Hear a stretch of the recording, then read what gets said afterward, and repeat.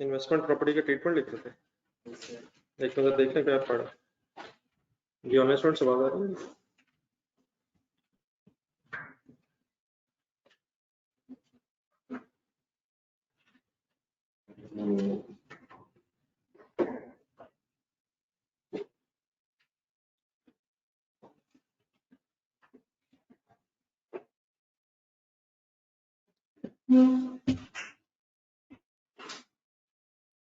ये इन्वेस्टमेंट से बात प्लीज आ रही है।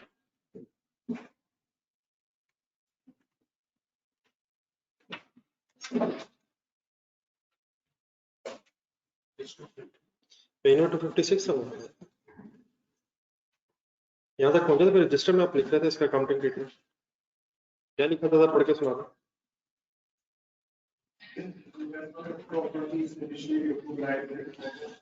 शुरू में इन्वेस्टमेंट प्रॉपर्टी कैसे रिकॉर्ड करते हैं और सब्सिक्वेंटली कौन से दो मॉडल। कॉस्ट मॉडल तो वही है जो IAS 16 में है, कॉस्ट में से क्यूमुलेटेड डेप्रिसिएशन लेस हो जाएगी, लेकिन डेप्रिसिएशन सिर्फ बिल्डिंग एलिमेंट की होगी। अगर लैंड है बीच में इन्वेस्टमेंट प्रॉपर्टी की तो उसकी डेप्रिसिएशन नहीं होगी। दूसरा है फेयर वैल्यू मॉडल, उसके 3 पॉइंट्स पढ़ने पर इसके जरा फिगर्स लिखवा।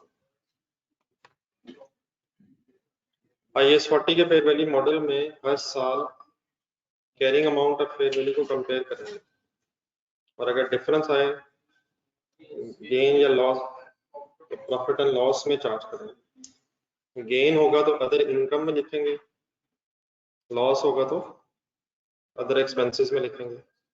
ये IAS 16 से डिफरेंट है। IAS 16 में लॉस हो तो प्रॉफिट एंड लॉस में जाता है, लेकिन अगर गेन हो तो फिर सरप्लस इक्विटी का पार्ट है। फिर एक और चीज लिखी थी आपने, there is no concept of charging depreciation.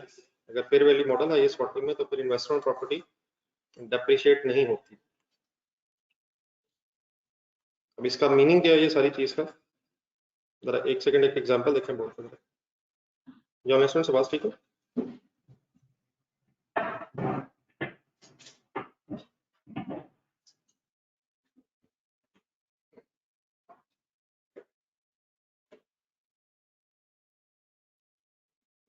ये आवाज ठीक है सर।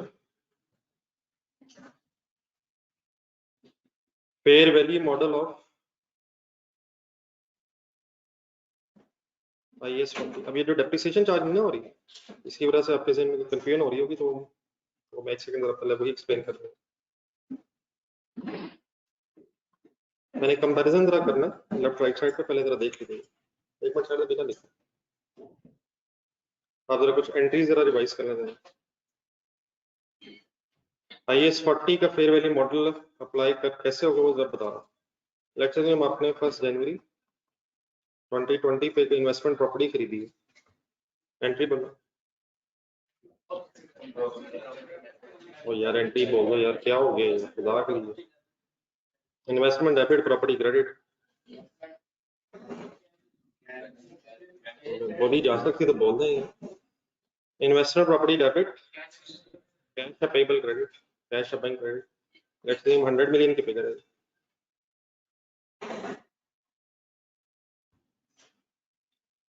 31 दिसंबर 2020 की डेट आ गई।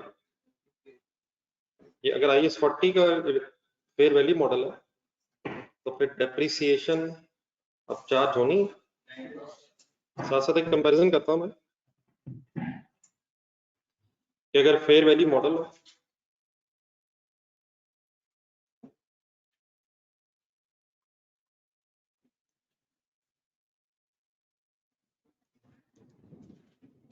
and suppose depreciation is charged. According to IAS 40 fair value model पर डेप्रिसिएशन चार्ज होती है नहीं।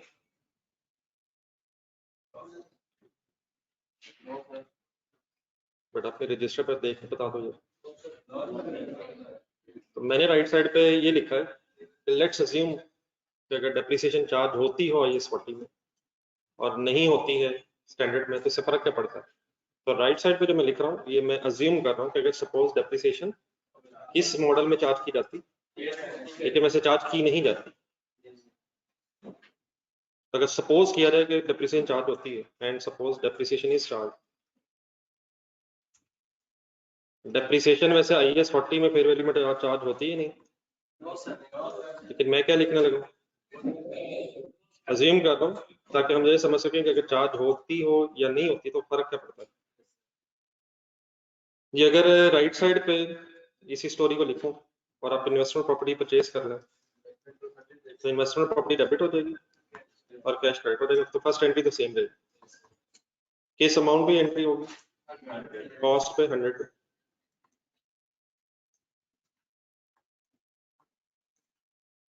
अब इन्वेस्टमेंट प्रॉपर्टी है, इसकी लैंड बिल्डिंग है, लैंड तो नहीं लेकिन बिल्डिंग की तो यूजफुल लाइफ हो सकती है, लेट्स से हम यूजफुल लाइफ 10 इयर्स रखते हैं, यूजफुल लाइफ तो इस तरफ भी होगी,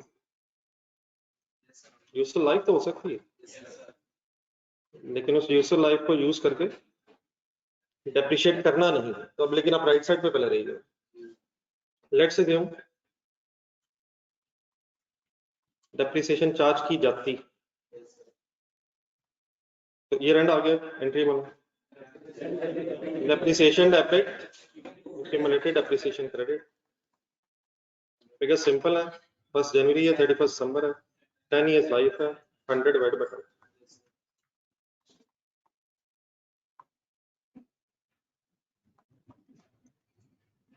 अब अपने पास जो पॉइंट्स हैं आपके वो जरा काइंडली साथ रखना है भाई, ये तो बाद में लिखना है, जो 3 पॉइंट्स मैंने लिखवाए, बस अब मैंने राइट साइड पे पहले वर्किंग करनी है,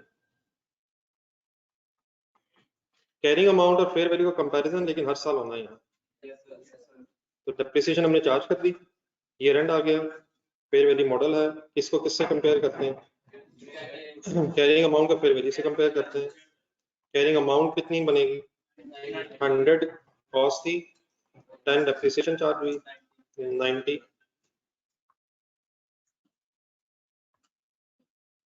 90 को कंपेयर किससे करना है, फेयर वैल्यू से, फेयर वैल्यू सपोज आप क्वेश्चन में दी होती है, लेट्स अज्यूम इस साल फेयर वैल्यू ज्यादा है 120, तो डिफरेंस कितना आ गया 30, इसको क्या कहेंगे, इसको कहते हैं सरप्लस अगर IAS 16 में हो, लेकिन अगर IAS 40 में हो इसका जरा वर्ड बदल के हो जाएगा फेयर वैल्यू गेन, ठीक है, वाई गेन, फेयर वैल्यू ज्यादा है मींस उसे वो कॉन्सेप्ट सारे सेम है, कैरिंग अमाउंट कम है फेयर वैल्यू ज्यादा है जी। अब इस कॉन्टेक्स्ट में फिर क्या एंट्रीज होनी चाहिए, उससे पहले मेरे ख्याल एलिमिनेशन भी होगी, accumulated appreciation debit investment property credit, हमारी इस एंट्री से 100 वाली जो इन्वेस्टमेंट प्रॉपर्टी थी वो 90 पे पहले आ जाएगी और इस गेन की फिर एंट्री हो जाएगी इन्वेस्टमेंट प्रॉपर्टी डेबिट, और गेन जो है अपने पास पढ़ते रहिएगा साथ साथ, प्रॉफिट एंड लॉस में इस केस में चलता है, प्रॉफिट एंड लॉस में किस तरफ चला जाएगा, किस जगह चला जाएगा, अदर इनकम में चला जाएगा। ये वर्किंग इस वक्त मैं आपके सामने कर रहा हूँ, क्या अज्यूम करके कर रहा हूँ कि डेप्रिसिएशन सपोज चार्ज होती है IAS 40 के पे वैल्यू मॉडल में, एक साल जरा मुझे और कंप्लीट करवा दो, 31 दिसंबर 2020 पे मैम रिवोल्यूशन हो गई है, रिमेनिंग लाइफ गिन लें हम, उस्ताद जी गिन लें सर, गिन दें यार, नेक्स्ट ईयर एंड पे आ रहे, अगर डेप्रिसिएशन चार्ज होनी होती 2021 साल, एक और साल कंप्लीट हो गया, तो वर्किंग कैसे करता, 120 फेयर वैल्यू थी, कैलकुलेटर पकड़िएगा, divide by remaining life 9, approximately figure आ जाएगी 13.33, क्या है ये 13.33, नेक्स्ट है depreciation, depreciation debit accumulated depreciation credit,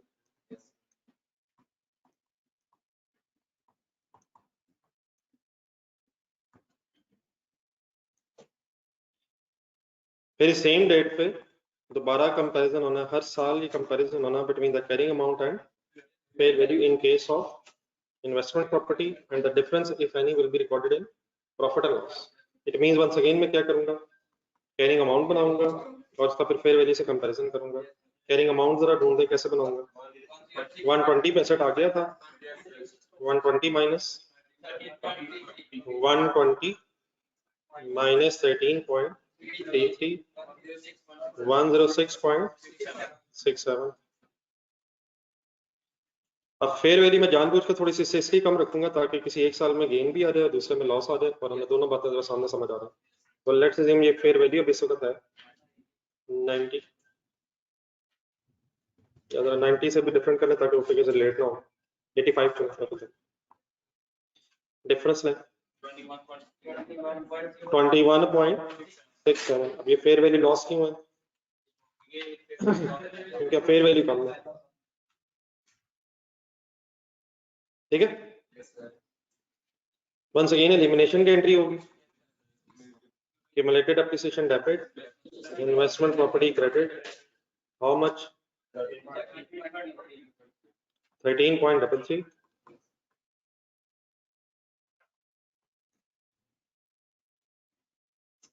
और लॉस की एंट्री क्या करेंगे, नहीं किससे नेट ऑफ होना, गेन तो सर प्रॉफिट लॉस में गया। अब अदर इनकम में गया था किस साल, पिछले साल, इस साल अब ये लॉस प्रॉफिट लॉस में चला जाएगा। पहले सरप्लस पड़ा होता था तो वो तो इक्विटी के अलावा पड़ा होता था, तो सरप्लस नेट करते थे, बैलेंसिंग फिगर प्रॉफिट लॉस में जाती थी। अब पिछले साल का गेन सारा कहाँ चला गया होगा, प्रॉफिट एंड लॉस में चला गया है। देर फिर इसका कोई ट्रांसफर को रिटेन अर्निंग्स वाली बहस भी नहीं है। प्रॉफिट एंड लॉस में जाने से ये रिटेन अर्निंग्स में प्लस हो चुका है। इस साल जब हम लॉस रिकॉर्ड करेंगे तो हमारा प्रॉफिट कम हो जाएगा और कम प्रॉफिट रिटेन अर्निंग्स में चला जाएगा, खुद ही एडजस्ट हो जाएगा। हमें अलग-अलग वर्किंग करने की क्यों जरूरत नहीं पड़ेगी। वहां क्या होता था, सरप्लस अलग पड़ा हुआ है, वो रिटेन अर्निंग्स के अंदर नहीं है अभी, तो जितना ट्रांसफर हो गया तो उसके अलावा अगर सरप्लस पड़ा हो वो पहले लॉस एडजस्ट होता है और फिर अगर बैलेंसिंग लॉस हो वो प्रॉफिट लॉस में जाता है। अब यहाँ कितना गेन पड़ा हुआ है,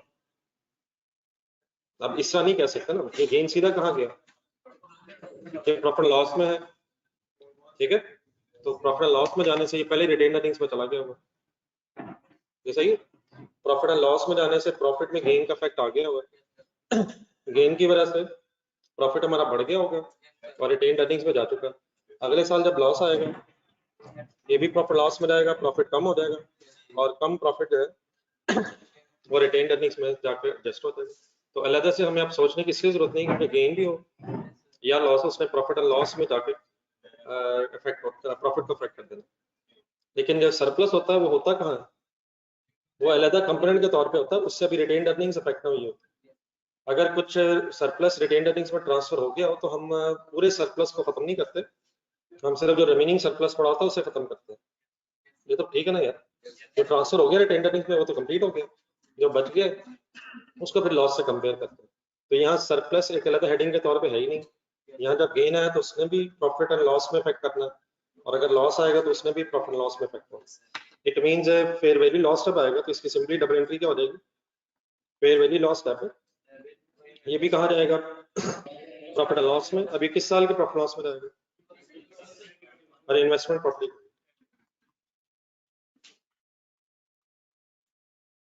ठीक है जी, at the end of each year लिखा। वैसे तो ठीक है कि क्वेश्चन में हमें किसी और डेट पे कह दे, लेकिन हर साल इसने होना, तो जिस भी डेट पे होगा उसी तरह वर्किंग करेंगे जिस तरह पहले करते हैं। लेकिन गेन हो या लॉस हो, वो प्रॉफिट एंड लॉस में जाने की वजह से अब हमें वो देखने की जरूरत नहीं कि कितना सरप्लस पड़ा है, सरप्लस रिटेन अर्निंग्स में जाना ही नहीं। मसलन जरा 2020 के एंड पे आया ये गेन आया था ना, तो जब 2020 के 2021 में मैंने डेप्रिसिएशन की एंट्री की है तो आपने फिर मुझे ये गेन रिटेन अर्निंग्स में क्यों नहीं ट्रांसफर करवाया। अगर ये सरप्लस आया होता तो डेप्रिसिएशन के साथ जो मेरे डिवाइड बाय 9 करवाया आपने, डेप्रिसिएशन जब चार्ज करवाई है तो साथ फिर मुझे सरप्लस ट्रांसफर नहीं करवाना था, वो कब करवाना था, अगर सरप्लस होता पड़ा होता तो ट्रांसफर होना था। तो गेन सीधा कहाँ गया है, तो फिर वो ट्रांसफर वाली कोई जरूरत बहस नहीं है। और इसी तरह फिर जब लॉस आया तो वो सरप्लस पे ज्यादा पड़ा ही नहीं है, तो इसलिए ये प्रॉफिट एंड लॉस में गेन जा चुका है और लॉस भी प्रॉफिट एंड लॉस में चला गया। तो ये जो मैंने राइट साइड पे आपके साथ डिस्कशन की है, इस सारी डिस्कशन में मैंने क्या अज्यूम किया कि सपोज स्टैंडर्ड में कहा होता कि IAS 40 के फेयर वैल्यू मॉडल में डेप्रिसिएशन भी चार्ज होती है। क्या वैसे होती है? मैंने ये वर्किंग आपके सामने इसलिए कर दी है ताकि हम अब ये देख सकें कि अगर हम IAS 40 का फेयर वैल्यू मॉडल यूज करेंगे तो इसमें जो हम जिससे यूज टू हैं और जो करने लगे इसमें क्या फर्क पड़ता है। ठीक है, तो आप जरा साथ साथ रहिएगा। मैं जरा राइट से लेफ्ट साइड से राइट साइड पे आ रहा हूँ। पहली एंट्री कंपैरिजन करते हैं जरा। पहली एंट्री सेम। अब इन्वेस्टमेंट प्रॉपर्टी की कोई लाइफ होना ये मतलब ये नहीं कि लाइफ नहीं हो सकती, उसकी लाइफ तो हो सकती है, लेकिन डेप्रिसिएशन कैलकुलेट करनी है या नहीं करनी ये बहस होगी। तो साथ साथ रहिएगा जरा कर ले। फेयर वैल्यू मॉडल जो असल में IAS 40 में है उसके मुताबिक डेप्रिसिएशन की कोई एंट्री नहीं होगी, लेकिन इससे कोई फर्क नहीं पड़ता, बिल्कुल साथ साथ रिलैक्स रहकर जरा चलिए। नेक्स्ट डेट पे क्या हर साल रिवैल्यूएशन लेकिन होगी?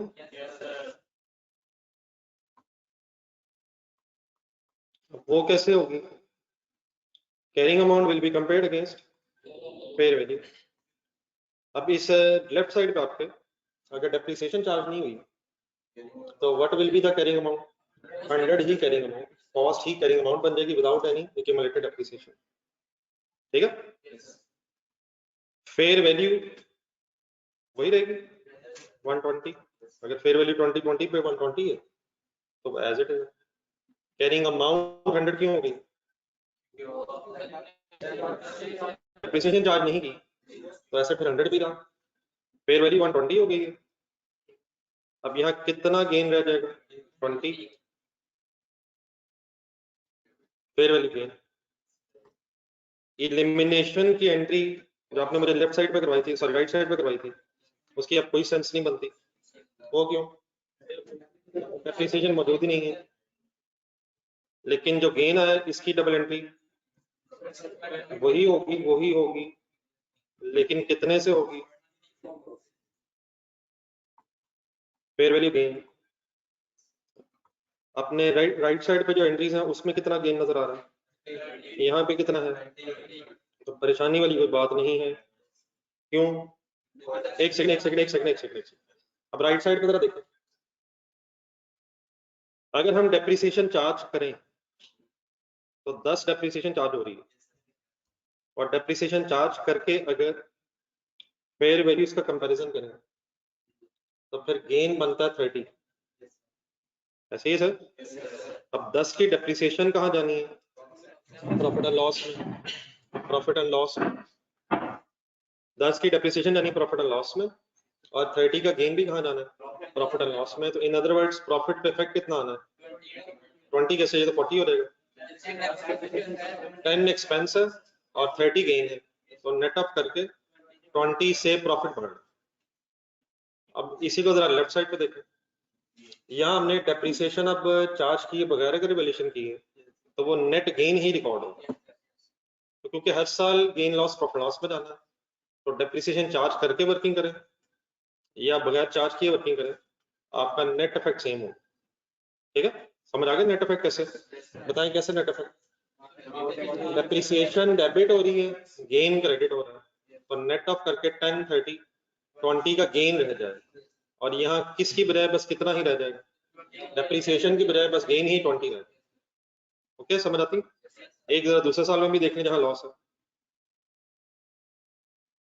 बाकी एक और काम करना जरा, ये जब 20 की एंट्री हुई लेफ्ट राइट पे, रिमेनिंग लाइफ गिनो भी है। रिमेनिंग लाइफ गिनो सर, जरूरत ही नहीं है। रिमेनिंग लाइफ गिननी भी अगर हमें है तो गिन लेते हैं, 9 इयर्स है, लेकिन उसको यूज नहीं करना, तो अब रिमेनिंग लाइफ गिनने की कोई जरूरत नहीं है। IAS 40 में अगर फेयर वैल्यू मॉडल है तो डेप्रिसिएशन चार्ज होनी नहीं है, इसकी अब रिमेनिंग लाइफ जो हम गिनते रहे हैं वो गिना करेंगे अगर IAS 16 है, लेकिन IAS 40 में अब रिमेनिंग लाइफ गिनने की ना वजह क्या है? मीन्स से 2021 में वंस अगेन कोई डेप्रिसिएशन नहीं। ठीक है, लेकिन 21 के एंड में है जरा, 21 के एंड 2021 के एंड वंस अगेन किसको किससे कंपेयर करेंगे? कैरिंग अमाउंट को जब फेयर वैल्यू से कंपेयर करेंगे तो कैरिंग अमाउंट बताएं क्या होगा? 120 या 100? अब 120 पे सेट आ गया, जब 20 से आपने बढ़ा लिया था लास्ट टाइम तो 120 पे आ जाएगा, फिर विदाउट एनी डेप्रिसिएशन यही 120 अगले साल के एंड में कैरिंग अमाउंट बन जाएगी, ठीक है। और अब फेयर वैल्यू क्या है 85, डिफरेंस कैलकुलेट करेंगे 35 के, नहीं फेयर वैल्यू लॉस है। ये 120 को मैंने कैरिंग अमाउंट क्यों कहा? जब आप एंट्रीज कर लेते हैं तो एसेट जिस वैल्यू पे आ जाए और फिर स्टेटमेंट ऑफ फाइनेंशियल पोजीशन में रिकॉर्ड हो जाए वो कैरिंग अमाउंट बन जाता है। तो 120 पे एसेट आ गया था और हमारी स्टेटमेंट ऑफ फाइनेंशियल पोजीशन, तो 120 जो है वो पुरानी फेयर वैल्यू थी, जब हमने इसे रिकॉर्ड कर लिया तो वो कैरिंग अमाउंट बन गई और विदाउट एनी डेप्रिसिएशन वो 120 2021 के एंड पे फिगर आ गई। फेयर वैल्यू पे दोबारा एस्टिमेट हुई 2021 के एंड पे, और वो सपोज अगर 85 है तो वो क्योंकि कम है तो लॉस बनता है 35, ठीक है जी। ऑनलाइन स्टूडेंट चल रहे हैं साथ।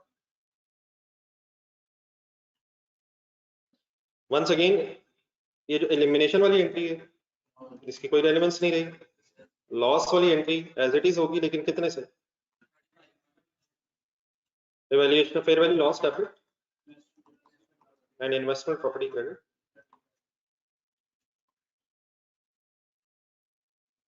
कितने से? 35। क्या अभी भी नेट इफेक्ट सेम ही है? कैसे, जरा देखें मेरे साथ। अगर डेप्रिसिएशन चार्ज की जाती तो 13.33 चार्ज होनी थी और एक्सपेंस डेबिट हो रहा था, और नीचे आए जरा, अगर डेप्रिसिएशन चार्ज करके लॉस रिकॉर्ड होता तो 21.67 रिकॉर्ड होना था। कैलकुलेटर पकड़ा, अब दोनों डेबिट है, 13.33 भी एक्सपेंस है और नीचे लॉस है 21.67, तो दोनों का नेट इफेक्ट क्या हुआ? नेट इफेक्ट हुआ या प्लस हो गया? अब दोनों डेबिट है, एक्सपेंस है, डेप्रिसिएशन एक्सपेंस और नीचे लॉस है, दोनों डेबिट्स है, ऐड होके कितना हो जाएगा? इट मींस 35 से प्रॉफिट कम हो रहा है। और अगर लेफ्ट साइड पे हम देखें तो विदाउट एनी डेप्रिसिएशन भी 35 ही इफेक्ट जा रहा है, ठीक है। तो क्योंकि हर साल वैल्यूएशन है और वैल्यूएशन के रिजल्ट में गेन लॉस प्रॉफिट लॉस में जाना है, इसलिए डेप्रिसिएशन अगर ना भी चार्ज करें तब भी वही इफेक्ट प्रॉफिट लॉस में आ जाएगा जो आना है। तो फाइनल कर लें जरा 3 points. Fair value model of IAS 40 में आज साल वैल्यूएशन ही वो पढ़ लें जरा तीनों पॉइंट्स में, जो कल आपने लिखा था एक दफा दोबारा पढ़ना। आज साल वैल्यूएशन हो रही है, गेन लॉस प्रॉफिट लॉस में जा रहा है, और आखिरी चीज ये ज्यादा याद रखनी पड़ेगी, फिर हम इंशाल्लाह अप्लाई करते हैं। Depreciation is not charge in IAS 40 if the fair value model is used. लेकिन इसको कंफ्यूज भी नहीं करना, लेफ्ट साइड पे देखें, अगर इन्वेस्टमेंट प्रॉपर्टी कॉस्ट मॉडल पे तो फिर वही स्टोरी है जो आईएएस 16 में, फिर कॉस्ट पे रिकॉर्ड करेंगे और सब्सिक्वेंटली डेप्रिसिएशन चार्ज करेंगे। मैंने किस कॉन्टेक्स्ट में सारी बात की है? Fair value model of IAS 40, ठीक है जी, समझ गए? नोट कर लें 2020 में कैसे सेम है? 10 डेप्रिसिएशन चार्ज हुई थी और 30 का गेन था। 40 कैसे बना यार, खुदा के लिए यार, ये कौन सी काउंटिंग है यार? ना कर 10 डेबिट हुआ 30 क्रेडिट हुआ, तो नेट 20 क्रेडिट रह गया और इधर भी वही क्रेडिट हुआ। आज तो बड़ा अच्छा मौसम पढ़ाई के लिए क्या हो गया, आज तो मजा आ रहा। गर्मी हो तब नहीं पढ़ाई होती, हवा चल पड़े तब भी पढ़ाई नहीं होती, बारिश हो जाए तो फिर क्लास ऑफ होनी चाहिए, असूलन क्लास ऑफ होनी चाहिए। जो हजरात आज आए भी थे वो मेरी तरफ गौर से देख रहे थे, आज तो क्लास ऑफ ही है। पढ़े सर जी, पढ़े किसी ना किसी बहाने, कभी ना कभी तो पढ़े जी सर।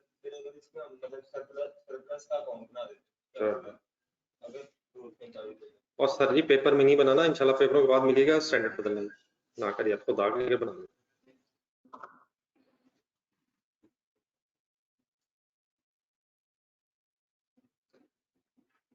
जी विकास प्रोफेसर, कोई मसला नहीं सर, ऐसी है जिंदगी, ऐसे ही है। इधर धूप है, इधर भी बच्चों को क्लास में बैठ के धूप लग रही है। जी हमजा, मुझे पता था आप ऑनलाइन पढ़ रहे हैं, इसलिए मैंने क्लास मिस नहीं की। मुझे पता जो आज नहीं आ सके वो ऑनलाइन पढ़ रहे हैं, और कुछ लोग रास्ते में ऑनलाइन पढ़ते हैं।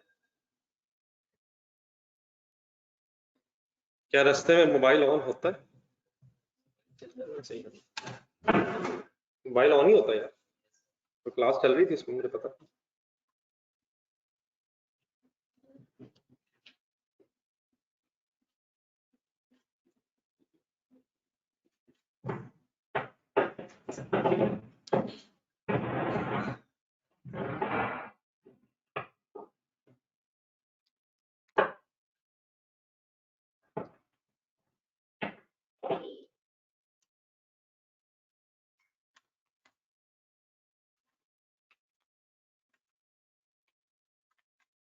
तारे ज्यादा हो गए, गिर ना जाए तो मुझे खतरा है। इसके ऊपर रखो, हो सकता है।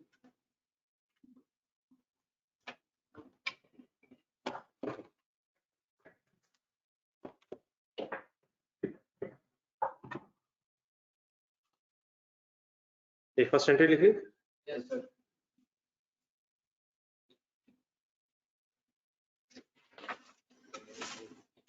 ये पहली वाली तो लिख ली है, साथ साथ लिख लेंगे, फिर मैं ऊपर कर देता हूँ। फिलहाल तो ठीक ही चल।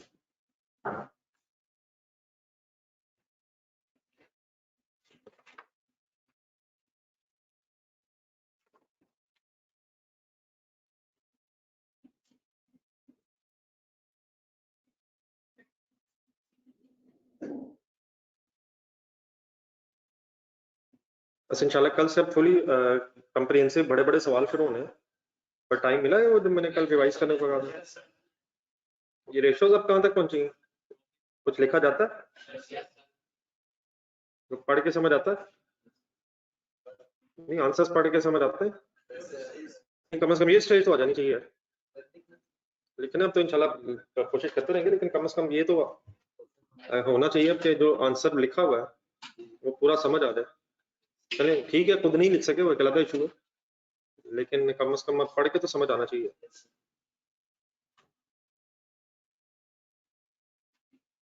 ये लिखी पहली एंट्री, पहली दूसरी, पहली दो होगी, कर दूं पर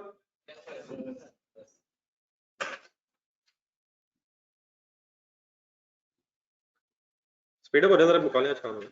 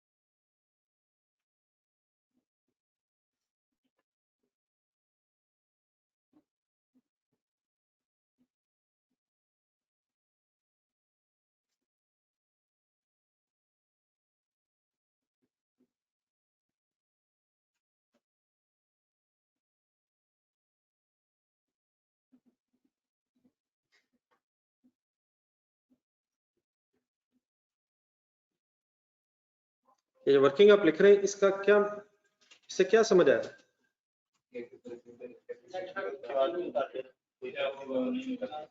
नहीं, मैं सब इसको बनाने का इसके सामने क्या मकसद है? क्या हम डेप्रिसिएशन पहले चार्ज करके देखा करेंगे? इसका मकसद सिर्फ ये है कि डेप्रिसिएशन क्यों चार्ज नहीं हो रही, इसकी सेंस समझ आ जाए।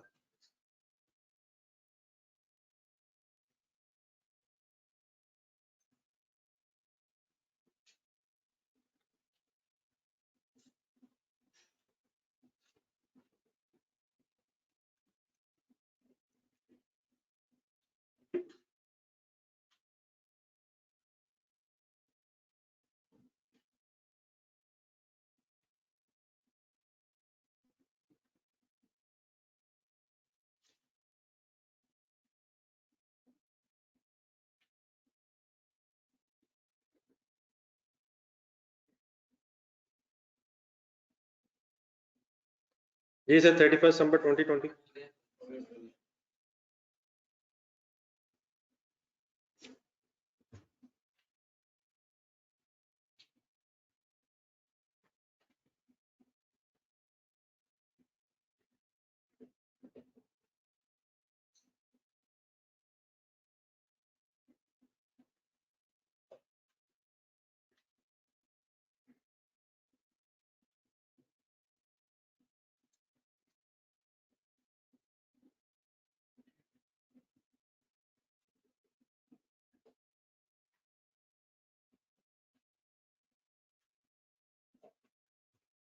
जी 31 दिसंबर 2020 हो गया।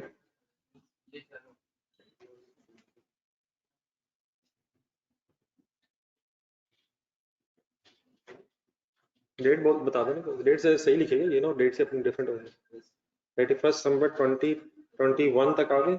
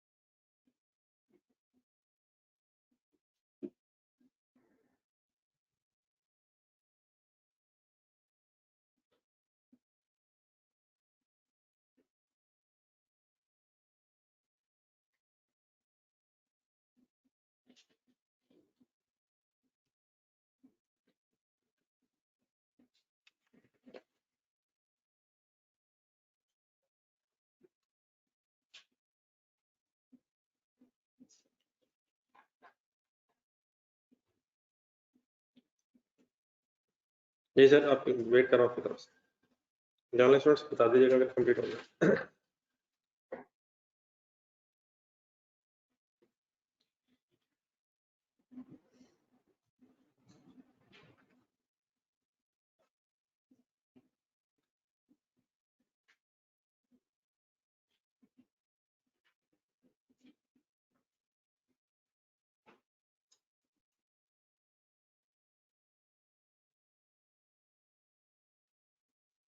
हमें कैसे पता चलेगा कि कोई प्रॉपर्टी इन्वेस्टमेंट प्रॉपर्टी है या नहीं?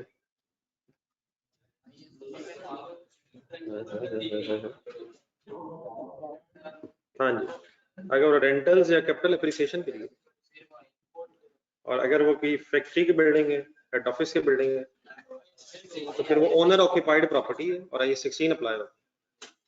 और अगर प्रॉपर्टीज बेचना आपका ऑर्डिनरी कोर्स ऑफ बिजनेस है, तो फिर वो स्टॉक की तरह हो जाएगी और IS2 अप्लाई होगा।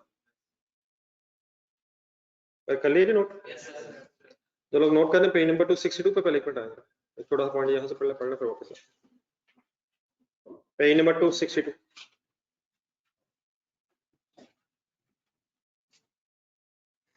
जो लोग लिख रहे हैं जरा काइंडली बता दो कंप्लीट करके। जो ऑनलाइन स्टूडेंट्स को नोट तो नहीं कर रहा?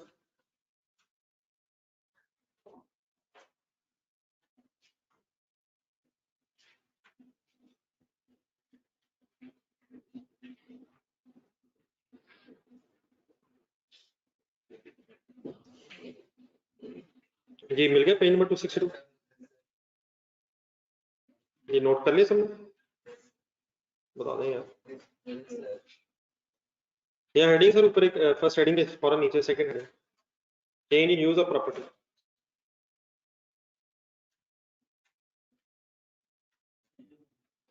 Change in use of property का मतलब, एक लाइन पर नेक्स्ट करो, एंटिटी में during the current reporting period change the use of property. मसलन फॉलोइंग पॉसिबिलिटीज बन जाएंगी। ओनर ऑक्यूपाइड से इन्वेस्टमेंट प्रॉपर्टी बन गई, क्या मतलब?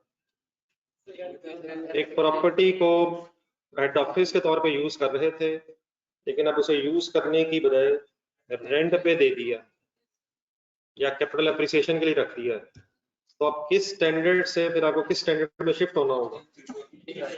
अब 16 अप्लाई कर रहे होंगे, लेकिन अब ऑनवर्ड्स आपको 40 पे जाना पड़ेगा।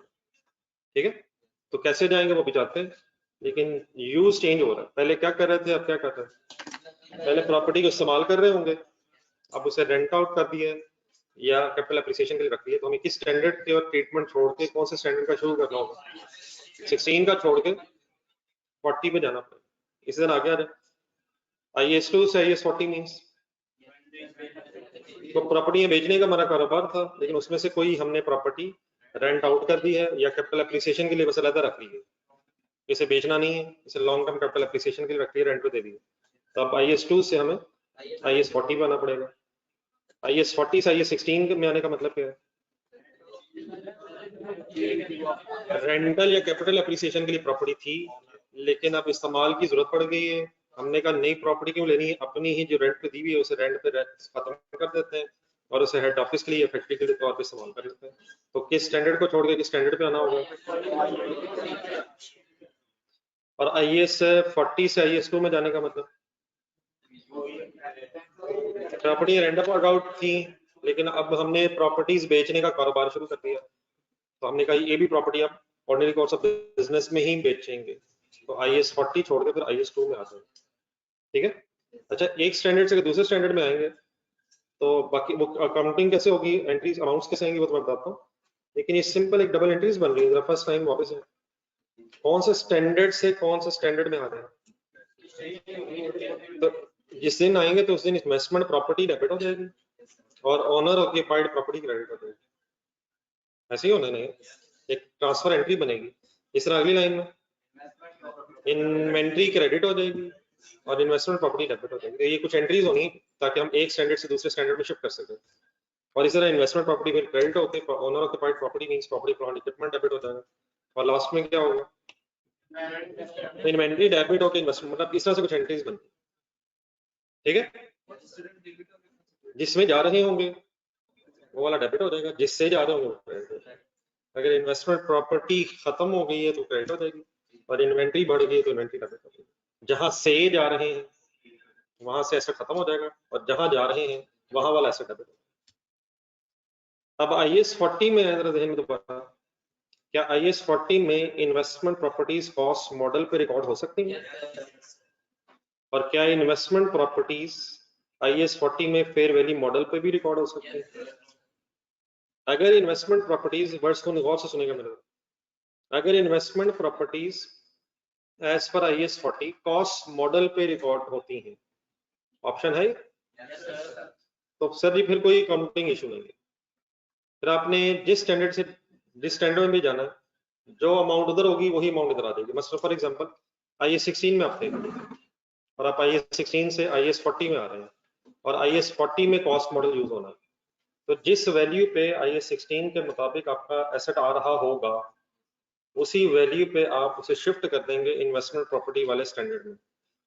और सिंपली क्या एंट्री होगी, investment property debit, property plant equipment credit, किस अमाउंट से जिस अमाउंट पे वारी हो, मींस हमें कोई एक्स्ट्रा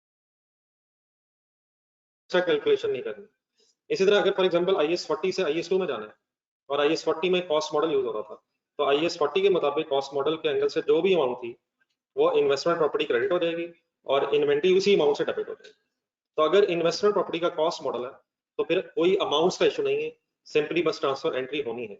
मेजर इशू तब आएगा जब IAS 40 में फेयर वैल्यू मॉडल होगा, तो उसमें मैं बाद में जाता हूँ, पहले एक छोटा सा सेंटेंस पढ़ना। If entity uses cost model, किस स्टैंडर्ड में, IAS 40 की बात हो रही है अब सारी।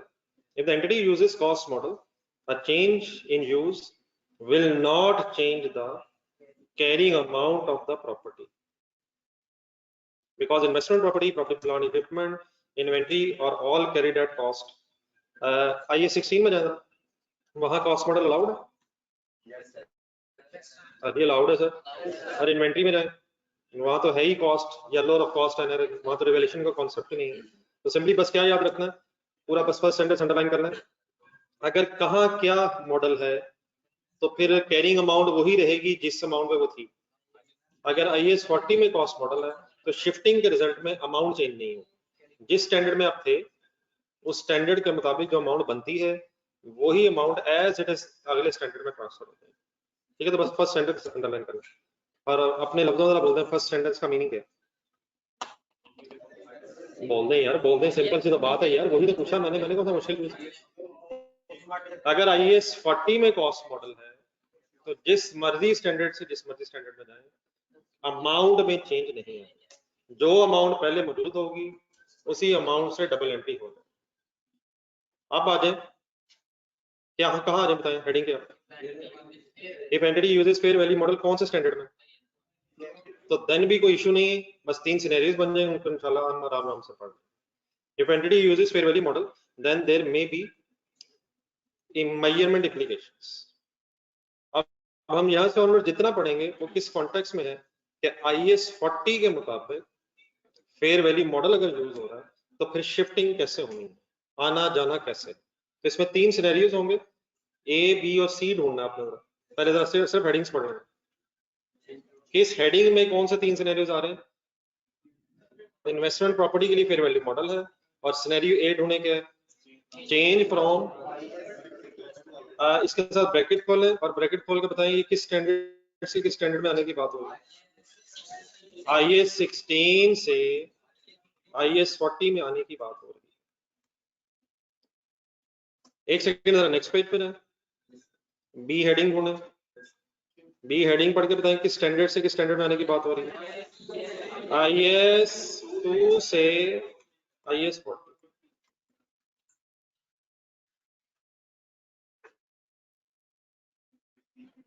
और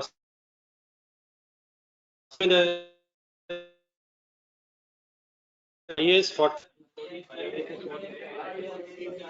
IT से नहीं, दोनों IAS 42 इकट्ठी बात हो रही है क्योंकि उसका प्रिंसिपल सेम है। IAS 42 IAS 16 और IAS 2, IAS 40 से IAS 16 में जाएं या IAS 2 में जाएं, इसका क्योंकि प्रिंसिपल सेम है इसे एक ही हेडिंग बनी हुई है। ठीक है सर, तो अब इन एग्जांपल्स को करते हुए इसको पढ़ते हुए हमने एक स्टैंडर्ड से दूसरे स्टैंडर्ड में शिफ्ट होना है, करेंगे शिफ्ट। IAS 16 एक सेकंड में IAS 16 में कॉस्ट मॉडल है और वैल्यूएशन मॉडल भी है। IAS 40 में भी कॉस्ट मॉडल है, IAS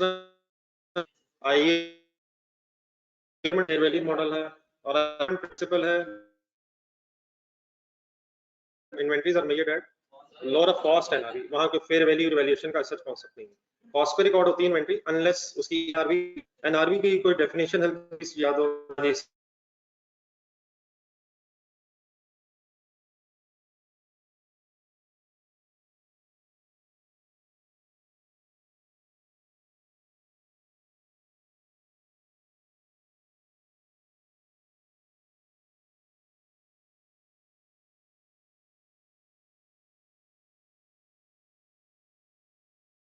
कम तो स्वाद है। हाँ,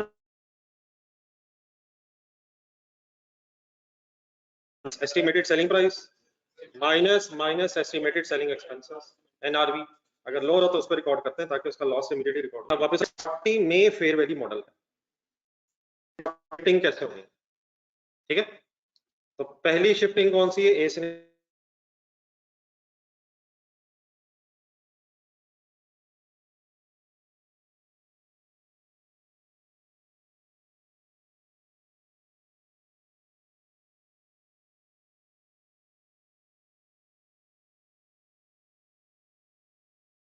जी ऑनलाइन स्टूडेंट्स आवाज ठीक हुई?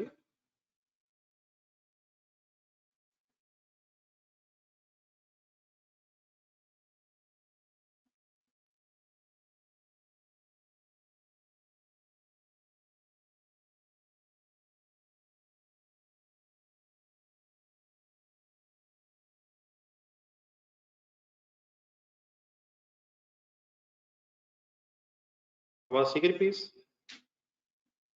एक सेकंड बता दी, मैंने नेट चेंज किया, इशू तो नहीं सुना? जी सर, IAS 16 से IAS 40 हिम्मत कीजिएगा। हाँ इंग्लिश में पढ़े पहले 2 लाइन इसके नीचे। कौन सा सिनेरियो हो रहा है सर?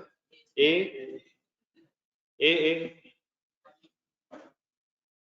जी बेटा मेरे ख्याल इस वक्त आवाज अब ठीक है शायद, अगर अभी भी इशू है तो जरा रीजॉइन करके देखें। आवाज ठीक है ना इस वक्त? जी अगर अभी भी किसी का कहीं इशू आ रहा है तो जरा रीजॉइन करके देखें, मेरे ख्याल अब इशू नहीं है।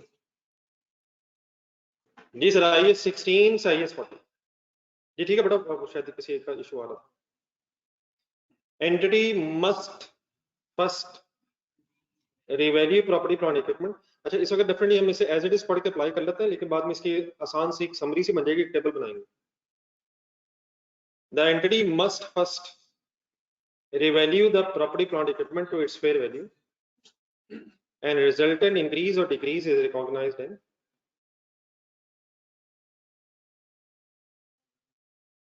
the standard on। इस पूरी लाइन का मतलब ये है कि स्टैंडर्ड से किस स्टैंडर्ड में आ रहे हैं।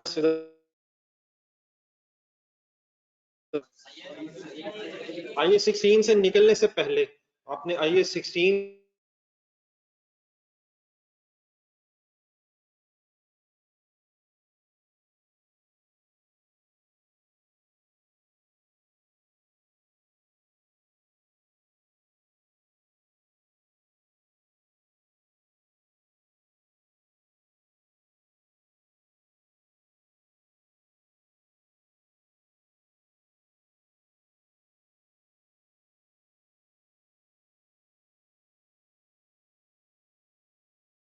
के मुताबिक रिवैल्यूएशन कर लेनी है। निकलने से पहले किस स्टैंडर्ड की बेस पे क्या कर लेना है, फिर IAS 16 के मुताबिक इक्विटी का पार्ट बनेगा।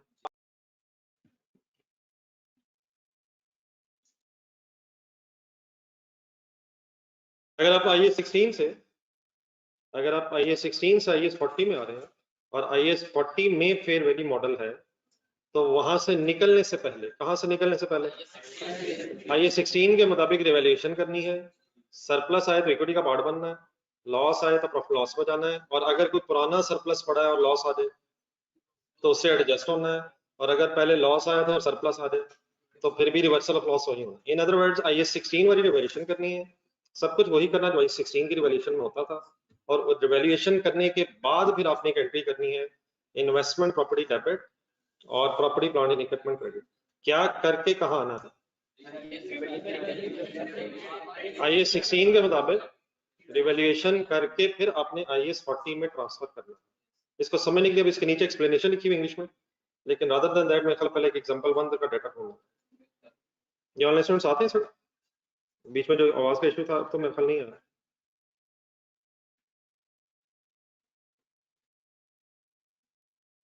ये एग्जांपल 1 रजिस्टर खोल लें, वर्किंग स्टार्ट हो। एक प्रोसीजर सा है, अप्लाई कर लें, फिर इंशाल्लाह इसको याद करने के लिए एक समराइज फॉर्म में लिख देते हैं। जो कल बातें हुई हैं वो भी आ जाएंगी और जो आज हुई हैं वो भी अभी आ रही हैं। फैंटास्टिक लिमिटेड एग्जांपल 1 है, change from owner occupied property to investment property IAS 16 से IAS 40। Fantastic limited had its head office located in Murray. During a heavy landslide on 30th June 15, a building nearby, which it had rented to Honda Limited, was destroyed. As Honda Limited was a valued customer, Fantastic Limited decided to lease का मतलब simply rent them रखना है 80% of the head office to them as a replacement. Assumed portions cannot be sold separately. पूरा paragraph जरा दोबारा पढ़ें, मेरे 2-3 questions का आंसर दीजिएगा।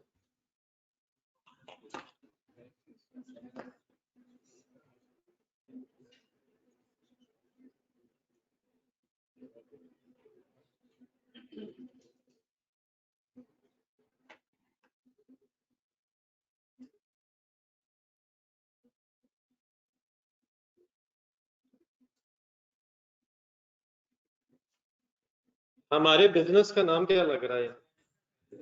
ओह होंडा यार, होंडा कौन है? वैल्यूड कस्टमर का मतलब अच्छा कस्टमर है, रेंट टाइम पे शायद देते थे, तो होंडा लिमिटेड शायद हमारे लिए कोई टेनेंट था, किराएदार। क्या जो बिल्डिंग हेड ऑफिस की थी वो डिस्ट्रॉय हुई है? जो रेंट पे दी हुई थी वो लैंडस्लाइडिंग की वजह से डिस्ट्रॉय हो गई। हेड ऑफिस या इन्वेस्टमेंट प्रॉपर्टी? जो बिल्डिंग नियर बाय थी वो रेंट पे थी, तो वो इन्वेस्टमेंट प्रॉपर्टी थी या हेड ऑफिस था? तो इन्वेस्टमेंट प्रॉपर्टी डिस्ट्रॉय हुई है, लेकिन हम नहीं चाहते थे कि होंडा लिमिटेड वालों को कोई नुकसान हो। देयरफॉर फैसला क्या हुआ कि जो हेड ऑफिस यूज हो रहा था, हमें हेड ऑफिस के तौर पर जिस बिल्डिंग को यूज कर रहे थे उसका 80% हिस्सा किसको एज ए रिप्लेसमेंट दे दिया जाए? होंडा को एज ए रिप्लेसमेंट दे दिया। अब कौन सी बिल्डिंग का कितने परसेंट हिस्सा किसके पास चला गया? हेड ऑफिस बिल्डिंग का 80% हिस्सा अब होंडा के पास चला गया, और ब्रैकेट में दोबारा जाए जरा, क्या अब 80% को इन्वेस्टमेंट प्रॉपर्टी और 20% को ओनर ऑक्यूपाइड प्रॉपर्टी, या 100% को ही इन्वेस्टमेंट प्रॉपर्टी कंसीडर करें? अगर पोर्शन अलग-अलग सोल्व किए जा सकते होते तो देन फिर 80% इन्वेस्टमेंट प्रॉपर्टी बन जानी थी और 20% हेड ऑफिस हो जाना था। अज्यूमिंग अगर ये नहीं बेचे जा सकते तो अब आप क्या करेंगे? सिग्निफिकेंट पोर्शन अब किसके पास चला गया? इन्वेस्टमेंट प्रॉपर्टी में चला गया, तो देयरफॉर आप पूरी प्रॉपर्टी को ही इन्वेस्टमेंट प्रॉपर्टी समझ लें।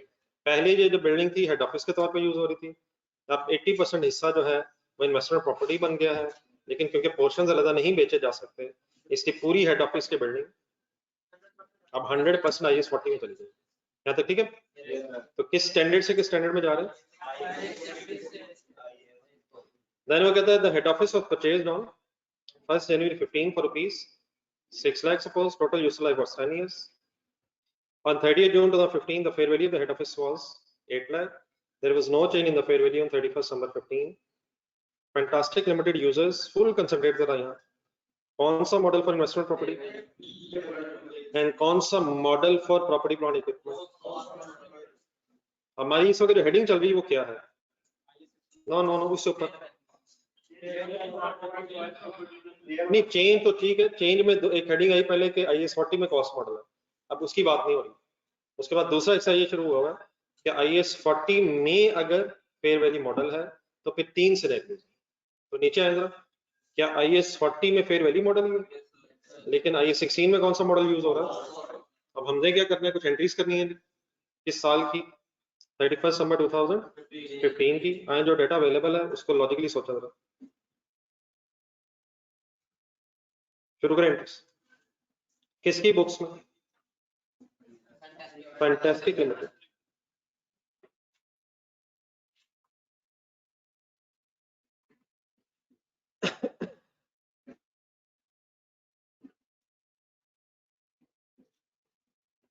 जी ऑनलाइन स्टूडेंट साथ है।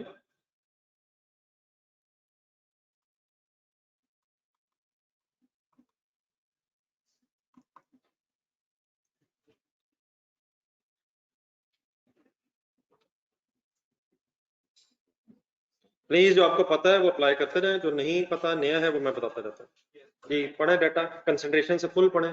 कौन से ईयर एंड की एंट्रीज करनी है? Journal entries for the year ended, journal entries for the year ended 31st December 2015।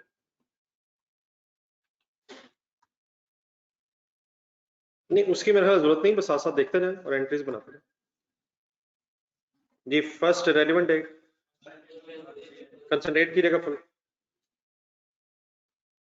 तरतीब से अगर चलें तो बताएं फर्स्ट डेट, सेकंड पैराग्राफ की फर्स्ट लाइन, 1 जनवरी 15। क्या हुआ था इस दिन? कौन सी बिल्डिंग खरीदी थी? क्या उस वक्त हेड ऑफिस बिल्डिंग ही थी वो? ये डिस्ट्रक्शन कब हुई है और ट्रांसफर कब हुआ? ये डेट जरा ध्यान से देखिएगा, लैंड स्लाइडिंग 30 जून को आई है। तो जब हम 1 जनवरी पे एंट्री करेंगे तो head office building as a property plant and equipment debit and cash या बैंक क्रेडिट, ये ठीक है पीपी। किस दिन ये बिल्डिंग प्रॉपर्टी प्लांट इक्विपमेंट के तौर पे रिकॉर्ड हुई है? हमने हेड ऑफिस की बिल्डिंग खरीदी है हेड ऑफिस के लिए, तो 6 लाख से बिल्डिंग रिकॉर्ड हो गई according to story. Next date सोच के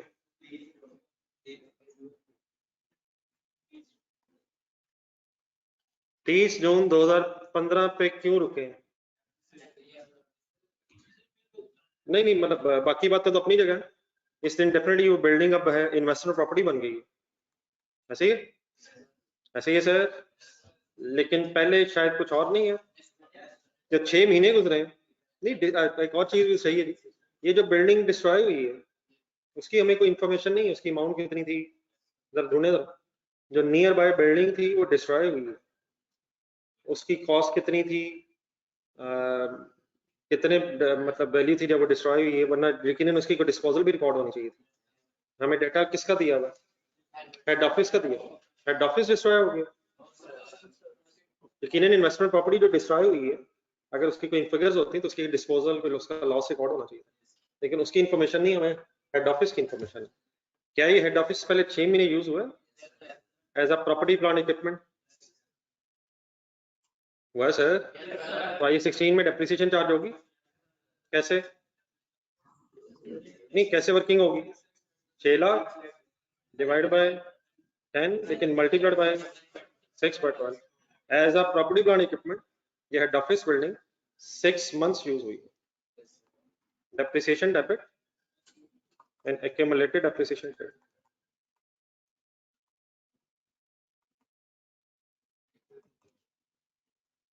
कब से लेके कब तक? 30,000 बन जाएगा। 6/12 समझ आ गया? कौन से स्टैंडर्ड में अभी हम हैं? ये 16 में है। 6 महीने यूज हुई बिल्डिंग, अकॉर्डिंगली डेप्रिशिएट होगा। Any confusion? सेम डेट दोबारा लिखें और अब ये सामने रख लें जरा। अब इस डेट पे क्या होने लगा? नहीं वो बात की बात है, पहले इस डेट पे अब होने ये लगा है कि हम IAS 16 से ट्रांसफर करने लगे अपनी बिल्डिंग को, फ्रॉम IAS 16 टू IAS 40 जा रहे हैं। Transfer from IAS 16 to IAS 40। नहीं एक मिनट, आराम आराम से। किस स्टैंडर्ड से अब हम किस स्टैंडर्ड में ट्रांसफर होने लगे? और क्वेश्चन के रहने में जाए, क्या IAS 40 में फेयर वैल्यू मॉडल यूज हो रहा है? सर जी हो रहा है सर। तो देयरफॉर ऊपर जाए, जो सिनेरियो ए लिखा हुआ था, पहले क्या करके किस स्टैंडर्ड के मुताबिक बाहर निकलना है? IAS 16 के मुताबिक पहले IAS 16 में रह के ही फिलहाल रिवैल्यूएशन करनी है और IAS 16 की रिवैल्यूएशन कर लेने के बाद फिर ट्रांसफर करनी है। ठीक है, तो मेरी पूरी बात करनी सुनिएगा। नंबर 1, क्या IAS 40 में फेयर वैल्यू मॉडल है? IAS 40 में फेयर वैल्यू मॉडल यूज हो रहा है। आखिरी लाइन पढ़े, यकीनन किस स्टैंडर्ड में कौन सा मॉडल यूज हो रहा है? IAS 16 में कॉस्ट मॉडल ही है। अगर हम IAS 16 में रहते तो कोई रिवैल्यूएशन नहीं होनी थी, कॉस्ट मॉडल में भी रिवैल्यूएशन होती। लेकिन हम कहां से कहां आने लगे? IAS 16 से IAS 40, और IAS 40 में फेयर वैल्यू मॉडल है। देयरफॉर आने से पहले किस स्टैंडर्ड में ही क्या करना है? IAS 16 में ही रिवैल्यूएशन मॉडल। वो तो कहता है IAS 16 का मतलब कॉस्ट मॉडल। पढ़े पढ़े यही कंफ्यूजन होनी है, यही कंफ्यूजन होनी है। IAS 16 में अगर रहते तो कॉस्ट मॉडल ही यूज होता रहना था और कोई रिवैल्यूएशन नहीं होनी थी। लेकिन अगर शिफ्टिंग हो रही है, नहीं, और शिफ्टिंग में कौन से स्टैंडर्ड में फेयर वैल्यू मॉडल है? IAS 40 में अगर फेयर वैल्यू मॉडल है तो वहां जाने से पहले IAS 16 के मुताबिक ही रिवैल्यूएशन करनी है। पहुंच गया यार।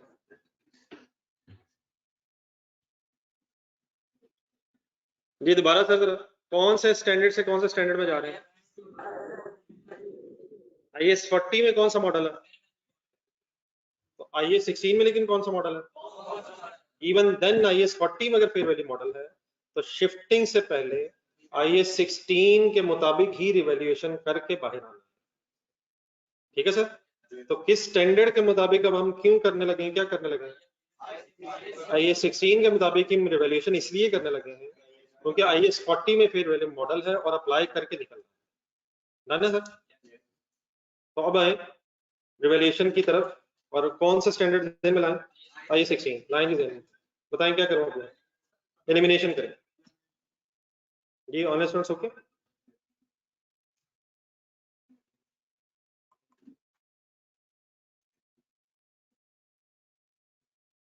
Accumulated appreciation debit, head office, building credit।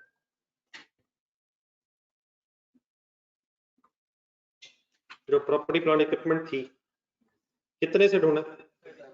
30,000। एक बेहतरीन सॉर्ट ऑफ रिवीजन भी आ रही है जी IAS 16 की विद IAS 40। आगे क्या करें? अब सरप्लस या लॉस का डिसीजन लेना है, उसके लिए क्या करते हैं? हाँ जी, कैरिंग अमाउंट कैसे कैलकुलेट करूं? 6 लाख की कॉस्ट थी, 30,000 डेप्रिसिएशन चार्ज हुई है, 570 क्या बना? Carrying amount. फेयर वैल्यू ढूंढना है किस दिन की? इसी दिन की ढूंढे। 8 लाख मिला सर, मिला सर। डिफरेंस लें, डिफरेंस लें, डबल एंट्री बोल रहे हैं। सरप्लस है या लॉस है? गेन है या सरप्लस है? और जाने दे सर, वर्ड सही रखें। किस स्टैंडर्ड के मुताबिक ये बहस हुई है? सरप्लस कहें या गेन कहें? अरे ये IAS 16 वाला गेन सर, गेन है। एंट्री बोला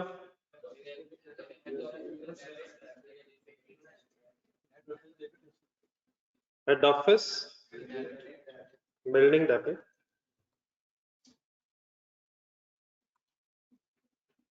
रिवैल्यूएशन सरप्लस क्रेडिट। बता रहे यार, इस तरह का फायदा कोई नहीं है। अगर IAS 40 में कॉस्ट मॉडल है तो फिर कुछ भी नहीं करना है। IAS 40 में कॉस्ट मॉडल अगर है तो जिस स्टैंडर्ड से जिस स्टैंडर्ड में आ रहे हैं उस स्टैंडर्ड में जो कुछ हो चुका है वो ही as it is carrying amount बन जानी है IAS 40 में कॉस्ट मॉडल। तो काइंडली साथ साथ चलें, वो बात तो बहुत देर हुए खत्म हो गई है। IAS 40 में कॉस्ट मॉडल है तो जिस स्टैंडर्ड से भी आप आ रहे हैं उस स्टैंडर्ड में जो फिगर है वो एज इट इज ट्रांसफर हो जाएगी IAS 40। ये ठीक है जी। वाइट सरप्लस, ये सरप्लस कहाँ गया जी? नहीं नहीं, रिटेन अर्निंग्स के अंदर को नहीं गया, रिटेन अर्निंग्स के नीचे गया, अलग हेड बना। इक्विटी का हेड सही है, मतलब रिटेन अर्निंग्स ना कर, रिटेन अर्निंग्स के नीचे चले गए in the heading of equity. जी नेक्स्ट डेट,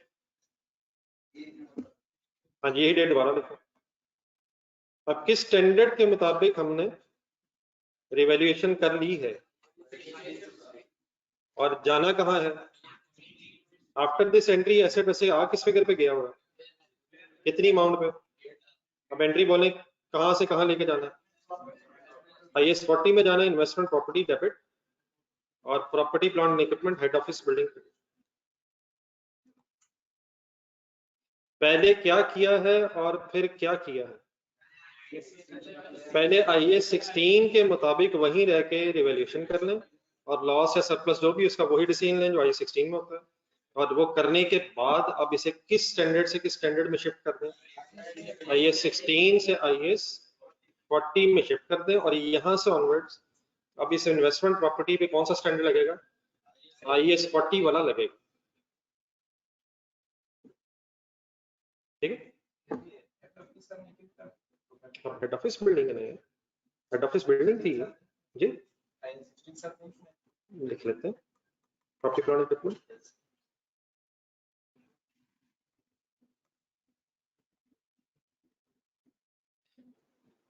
थोड़ा थोड़ा ये जो स्टोरी अपने जहन में सेट करते रहेंगे।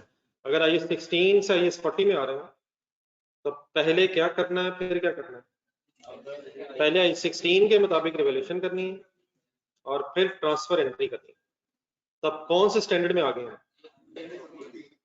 और क्या IAS 40 में अब फेयर वैल्यू मॉडल है? सर जी फेयर वैल्यू मॉडल है सर। नेक्स्ट डेट वाले सवाल देखो, 31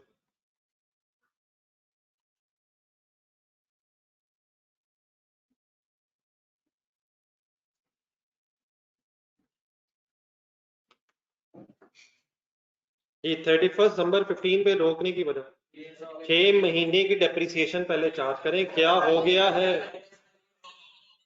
एक लाइन लिखें पर, no depreciation in IAS 40 if fair value model. इन 6 महीनों की बात कर रहे हैं।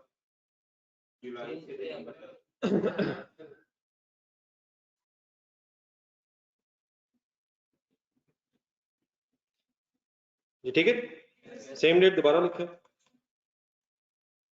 लेकिन रिवैल्यूएशन हर साल होनी है। उन्होंने 31 दिसंबर 2015 की, अब रिवैल्यूएशन हर साल होनी तो है, लेकिन क्या ये हो सकता है कि फेयर वैल्यूज में चेंज ही ना हो? और अगर चेंज नहीं है तो फिर गेन लॉस नहीं आएगा, कंपैरिजन हर साल होना। और अगर कंपैरिजन के रिजल्ट में गेन लॉस नहीं है तो फिर डेफिनेटली कोई हमें फर्दर एंट्री करने की जरूरत नहीं है। तो क्वेश्चन में क्या लिखा, there is no change in fair value at 31 दिसंबर, तो कौन सी एंट्री भी रह गई? मींस तो से एसेट कितने पे आ गया था? अब 8 लाख पे ही एज इट इज रहेगा क्योंकि कोई चेंज नहीं हुआ। तो नो फेयर वैल्यू गेन लिख लेना, नो फेयर वैल्यू गेन और loss, why? Because fair value is not change.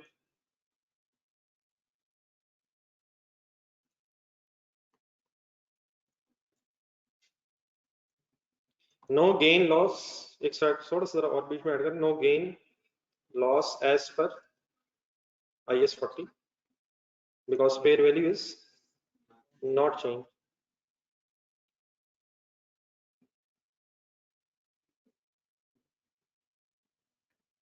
बताएं फाइनली इन्वेस्टमेंट प्रॉपर्टी अब किस अमाउंट पे आपकी स्टेटमेंट ऑफ फाइनेंशियल पोजीशन में आएगी ईयर एंड पे? यही 8 लाख आप कैरिंग अमाउंट हो, यही 8 लाख as it is carrying amount रख जाए। ठीक है सर, ये ओके जी स्टूडेंट्स? क्या क्या क्यों नहीं हुआ? डेप्रिसिएशन क्यों नहीं चार्ज हुई? IAS 40 का फेयर वैल्यू मॉडल है, देयरफॉर डेप्रिसिएशन यहीं से निकली। फिर फेयर वैल्यू का कंपैरिजन तो होना था, लेकिन क्योंकि उसमें चेंज नहीं आया इसलिए कोई फर्दर गेन लॉस नहीं बनता। लेकिन सेम डेट दोबारा लिखें और एक चीज जरा ढूंढे, वो है कुछ पुरानी चीजों को एज इट इज ही ध्यान में रखना। जरा एंट्रीज जरा ढूंढे, एक काम 31 दिसंबर 15 पे शायद होना चाहिए। हाँ ढूंढे ढूंढे जरा, ये 30 जून 2015 वाली रिवैल्यूएशन पे आया। ये रिवैल्यूएशन किस स्टैंडर्ड के मुताबिक हुई थी? तो ये जो 2,30,000 का सरप्लस आया था, ये सरप्लस किस स्टैंडर्ड के मुताबिक नहीं है? पहले ये क्लियर करें, पहले ये यहाँ क्लियर कीजिएगा जरा, ये IAS 40 के मुताबिक नहीं, ये किस स्टैंडर्ड के मुताबिक है? देयरफॉर ये सरप्लस इक्विटी का पार्ट अलग है रिटेन्ड अर्निंग्स के नीचे। तो क्या इस बेचारे ने एज इट इज पड़े रहना? इसके दो ट्रीटमेंट्स होते थे, या डिस्पोजल पे ट्रांसफर किया जाए और या साथ साथ किया जाए जैसे जैसे जैसे मतलब जैसे एनुअल बेसिस पे ट्रांसफर किया जाता, और अगर क्वेश्चन साइलेंट हो तो एनुअली फिर इसे ट्रांसफर किया जाता। अब यकीनन जो बिल्डिंग है, आगे देखें जरा, जो बिल्डिंग है वो तो कौन सी प्रॉपर्टी बन गई है? इन्वेस्टमेंट प्रॉपर्टी, और उसमें फेयर वैल्यू मॉडल है, देयरफॉर उसकी डेप्रिसिएशन तो नहीं है। लेकिन ये सरप्लस किस स्टैंडर्ड के मुताबिक पड़ा हुआ है? IAS 16। तो इसे IAS 16 के मुताबिक ही अब आपने ट्रीट करना। अगर फॉर एग्जांपल IAS 40 का कोई गेन होता तो वो तो प्रॉफिट लॉस में जाना था, उसका डेफिनेटली कोई ट्रांसफर की बहस नहीं है। लेकिन लिख रहा काइंडली, मेरा ख्याल है वैसे तो लिखा हुआ रिवैल्यूएशन सरप्लस, एक सर्कल लगाएं इसके साथ, दिस इज एज पर, बताएं कौन सा स्टैंडर्ड? मैं इसलिए वर्ड्स में भी कॉन्शियस हूँ, इसमें वर्ड जरा सही रखने। अगर IAS 40 होगा तो हम सरप्लस वर्ड की बजाय फेयर वैल्यू गेन वगैरह यूज करेंगे ताकि जरा सेग्रीगेशन रहे। दिस सरप्लस इज एज पर, दिस सरप्लस इज एज पर IAS 16। तो अगर ये IAS 16 के मुताबिक है तो अब इसने रिटेन्ड अर्निंग्स में ट्रांसफर होना है। दो पॉसिबिलिटीज होती हैं, या डिस्पोजल पे या एनुअल बेसिस पे। क्वेश्चन अगर साइलेंट हो तो एनुअल बेसिस पे। एनुअल बेसिस पे ट्रांसफर करने का क्या तरीका होता है? हाँ जी ठीक है, 230 अब है, रिमेनिंग लाइफ चाहिए होगी इसके लिए, रिमेनिंग या टोटल? रिमेनिंग चाहिए होगी, और every other thing remain same. तो जरा रिमेनिंग ढूंढने, जरा किस दिन काउंट होती है देखें जरा रिमेनिंग लाइफ बताएं। जो ऑनलाइन स्टूडेंट्स आप भी जरा हिम्मत करें, लास्ट साल लाइफ कब थी जब परचेज किया था, और जिस दिन ये सरप्लस आया कितना अर्सा गुजर गया हुआ था? तो रिमेनिंग लाइफ कितनी काउंट करो? 9.5 काउंट कर लेंगे। एक और वर्किंग करवा, 2,30,000 करवा दें पहले, 230 ठीक है, डिवाइड बाय बताएं 9.5 कैसे काउंट हुआ? ये काउंट हुआ किस दिन है? जिस दिन रिवैल्यूएशन हुई, तो 6 महीने बाद रिवैल्यूएशन हुई थी। लेकिन मल्टीप्लाइड बाय 6/12 क्यों कर रहा हूं मैं? क्योंकि आगे 6 महीने गुजरे। ठीक है, तो ये जो सरप्लस है ये IAS 16 के मुताबिक है, तो इसको IAS 16 के मुताबिक ही मैं फर्दर ट्रीट कर रहा हूं। डेप्रिसिएशन क्यों चार्ज नहीं हुई? IAS 16 से निकल गई है प्रॉपर्टी, कहां चली गई है? IAS 40 में, और वहां कौन सा मॉडल है? लेकिन सरप्लस के स्टैंडर्ड के मुताबिक था, तो ये IAS 16 के मुताबिक एज इट इज ट्रीट होता जाएगा। तो ये चीजें मिक्सअप नहीं होने देनी। इंशाल्लाह प्रैक्टिस हम जारी रखेंगे अगले 2-3 दिन, लेकिन आप भी साथ साथ एफर्ट करें। ठीक है जी, प्लीज।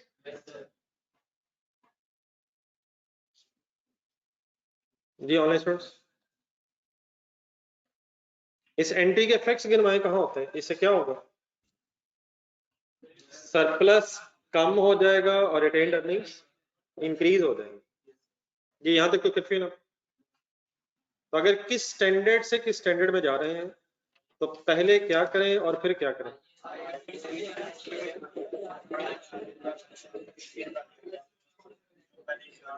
पेज नंबर 263 पर पहले ये छोटे छोटे 2-3 सिनेरियोस करना, उसके बाद क्वेश्चंस की तरफ चलते हैं। बी सिनेरियो,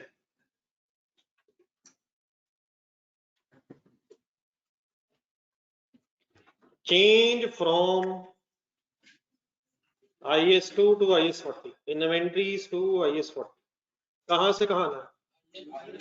इन्वेंट्री से प्रॉपर्टी प्लांट इक्विपमेंट, IS2 से जंप लगाना IS40, लेकिन IS2 जरा दोबारा से मिला है, IS2 में भी रिवैल्यूएशन है, वहां रिवैल्यूएशन का कॉन्सेप्ट नहीं है, वर्ड्स बिल्कुल सिंपल है, पढ़ के देखो।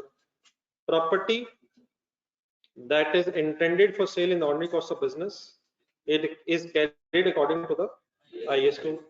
In case it is classified as investment property, then के बाद अंडरलाइन करें, property is transferred to investment property at its carrying amount in accordance with IS2, और IS2 में investment property lower of cost NRV पे आ रही होगी। अब IS2 में क्योंकि रिवैल्यूएशन का कॉन्सेप्ट ही नहीं है, इससे पहले IS2 से IS40 में आना है एंड देन ढूंढना revalue to fair value in accordance with IS40 at the date of transfer, और with any difference going to, क्या मतलब any difference going to profit loss. इन इस पूरी स्टोरी को समराइज किया जाए तो पहले IS2 से IS40 में आना है और फिर उसके बाद IS40 के मुताबिक रिवैल्यूएशन करके गेन लॉस को प्रॉफिट एंड लॉस में रिकॉर्ड करना। वहां क्या हुआ था थोड़ी देर पहले, वहां क्योंकि रिवैल्यूएशन का कॉन्सेप्ट मौजूद है तो उसी स्टैंडर्ड के मुताबिक रिवैल्यूएशन करके बाहर आए। यहाँ IS2 में क्योंकि रिवैल्यूएशन का कॉन्सेप्ट ही नहीं है तो पहले आ जाए IS40 में, और जब IS40 में आ जाएंगे तो IS40 के मुताबिक जब रिवैल्यूएशन होगी तो गेन लॉस कहाँ जाएगा, प्रॉफिट एंड लॉस में जाएगा। गेन कहाँ जाएगा, अदर इनकम में जाएगा। लॉस अगर होगा तो कहाँ जाएगा। आए एक एग्जांपल करते हैं। Marvels limited has a building, example number 2, has a building purchased with the intention for sale। अब इस तरह के सेंटेंस समझ आने चाहिए। आइए कौन सा, on 30 June 15 the management decided to lease it to earn rentals, IS40। on 30 June 15 the fair value was 13 lakh, the cost of purchase on 1st January 15 was 1 million, there was no change in fair value on 31st December 15। underline the next line, Marvelous Limited uses कौन सा model for किसके लिए,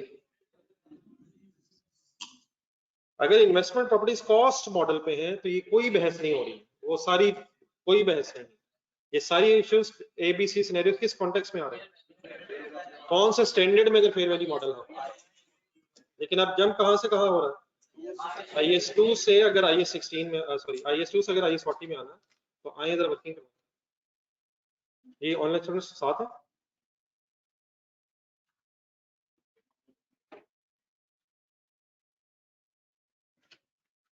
कोई issue तो नहीं चल रहा please.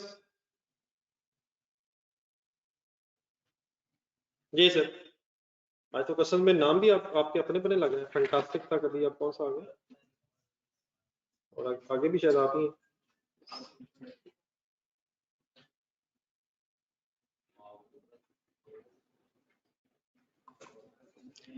General entry sir for the year ended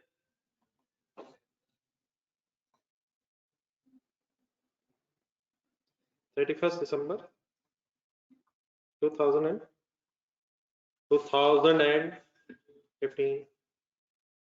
ढूंढना शुरू करें डेटा, बस अब कंसंट्रेशन का काम रह गया। जी बिल्कुल ठीक है, डेटा ढूंढना, तरतीब से ढूंढना, सीक्वेंस बनाए। 1 जनवरी 15 ढूंढे ढूंढे ढूंढे से पहले सारे ढूंढे, करें जो करना है। हाँ जी बिल्कुल सही वर्ड यूज किया आप लोगों ने, अच्छा लगा ये वर्ड। क्या खरीदा है, नहीं खरीदा वैसे क्या है, बिल्डिंग खरीदी है तो बिल्डिंग इन्वेंट्री है, इतनी बड़ी इन्वेंट्री, कोई मसला नहीं, कोई बहस नहीं। अगर मशीनें बेचना आपका बिजनेस है तो मशीनरी इन्वेंट्री बन गई तो बड़ी चीज का मसला नहीं है, उसका करना क्या है अकॉर्डिंगली वो डिसाइड करेंगे। क्या ये बिल्डिंग इस वक्त गुड्स है, गुड्स है सर, परचेजेस है, ये परचेजेस वर्ड ही निकली है, बोले इन्वेंट्री कहना है, ये परचेजेस कहना है, क्या कहना है, नहीं जो भी कह ले लेकिन सही कह रहे हैं, प्रॉपर्टी प्लांट इक्विपमेंट है ना क्या, building as an inventory debit, cash या पेबल क्रेडिट, कैश या बैंक क्रेडिट या पेबल, कितने से जी 1 मिलियन क्या था, कॉस्ट पे रिकॉर्ड होता है सर, इनिशियली तो कॉस्ट पे रिकॉर्डिंग होती है, any confusion sir, inventory building जी, नेक्स्ट डेट सोच के सब कुछ सोच के 30 जून 15 उस दिन ट्रांसफर, बिल्कुल सही कह रहे हैं आप, लेकिन पहले 6 महीनों की डेप्रिसिएशन तो चार्ज करें, जाने दें यार डेप्रिसिएशन और डेप्रिसिएशन, वो तो फेयर वैल्यू मॉडल तो आईएस 40 में फिलहाल 6 महीने जो गुजरे हैं ये तो इन्वेंट्री के तौर पे गुजरे, आईएस 2 में कोई डेप्रिसिएशन का कॉन्सेप्ट है सर, नो लिखे, नो डेप्रिसिएशन, किस स्टैंडर्ड के मुताबिक, आईएस 2,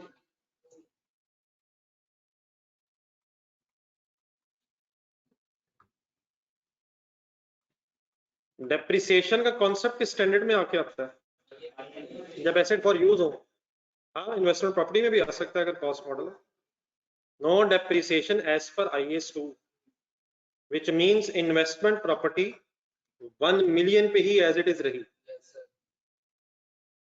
ठीक है सर, सेम डेट दोबारा लिखें, अब इस डेट पे फ्रॉम ट्रांसफर फ्रॉम आईएस 2 से आईएस 40, लेकिन ये transfer from IS 2 to IS 40, क्या आईएस 40 में फेयर वैल्यू मॉडल है जी, है,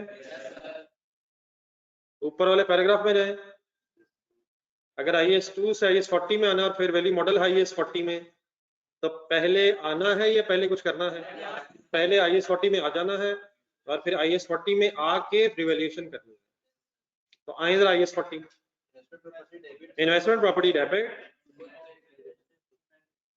investment property debit and inventory credit,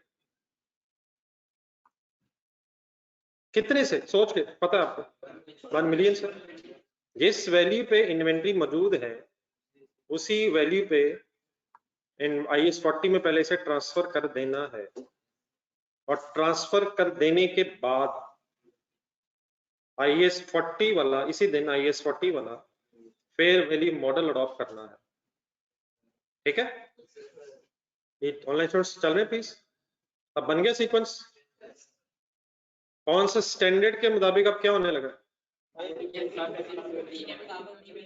कैसे करूं आईएस 40 के मुताबिक रिवैल्यूएशन कैसे करूं, कैरिंग अमाउंट बताएं, 1 मिलियन ही कैरिंग अमाउंट है फिलहाल वही है, फेयर वैल्यू क्वेश्चन में से देख के लिखें, किस दिन की बात हो रही है, उसी दिन मीन 30 जून, फिगर क्या जी 30 जून फेयर वैल्यू 13 लाख मिल जाएगा, वो तो कहता है no change in fair value है, अभी हम किस डेट पे हैं, डिफरेंस लें,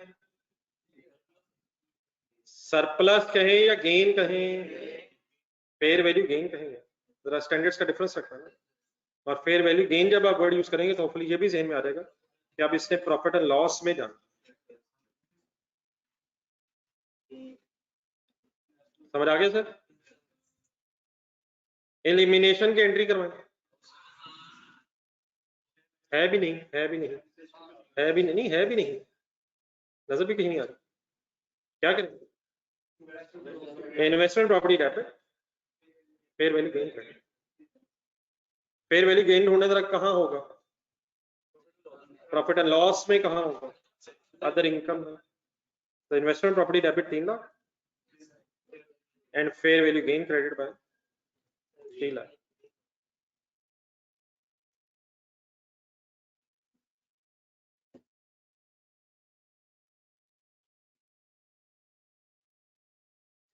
जी डेटा देखें, नेक्स्ट डेट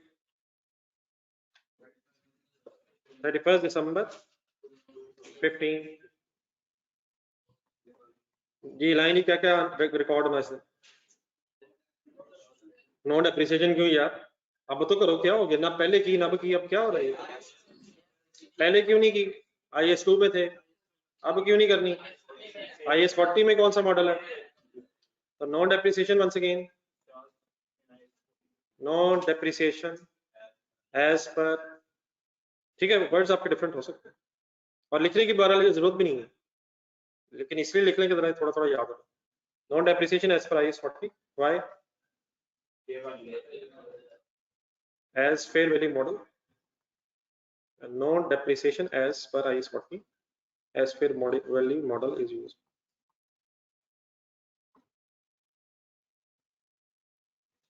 सेम डेट दोबारा लिखो, रिवैल्यूएशन तो लेकिन हर साल होनी है, लेकिन वो आप क्या सेंटेंस लिखें? No change in fair value.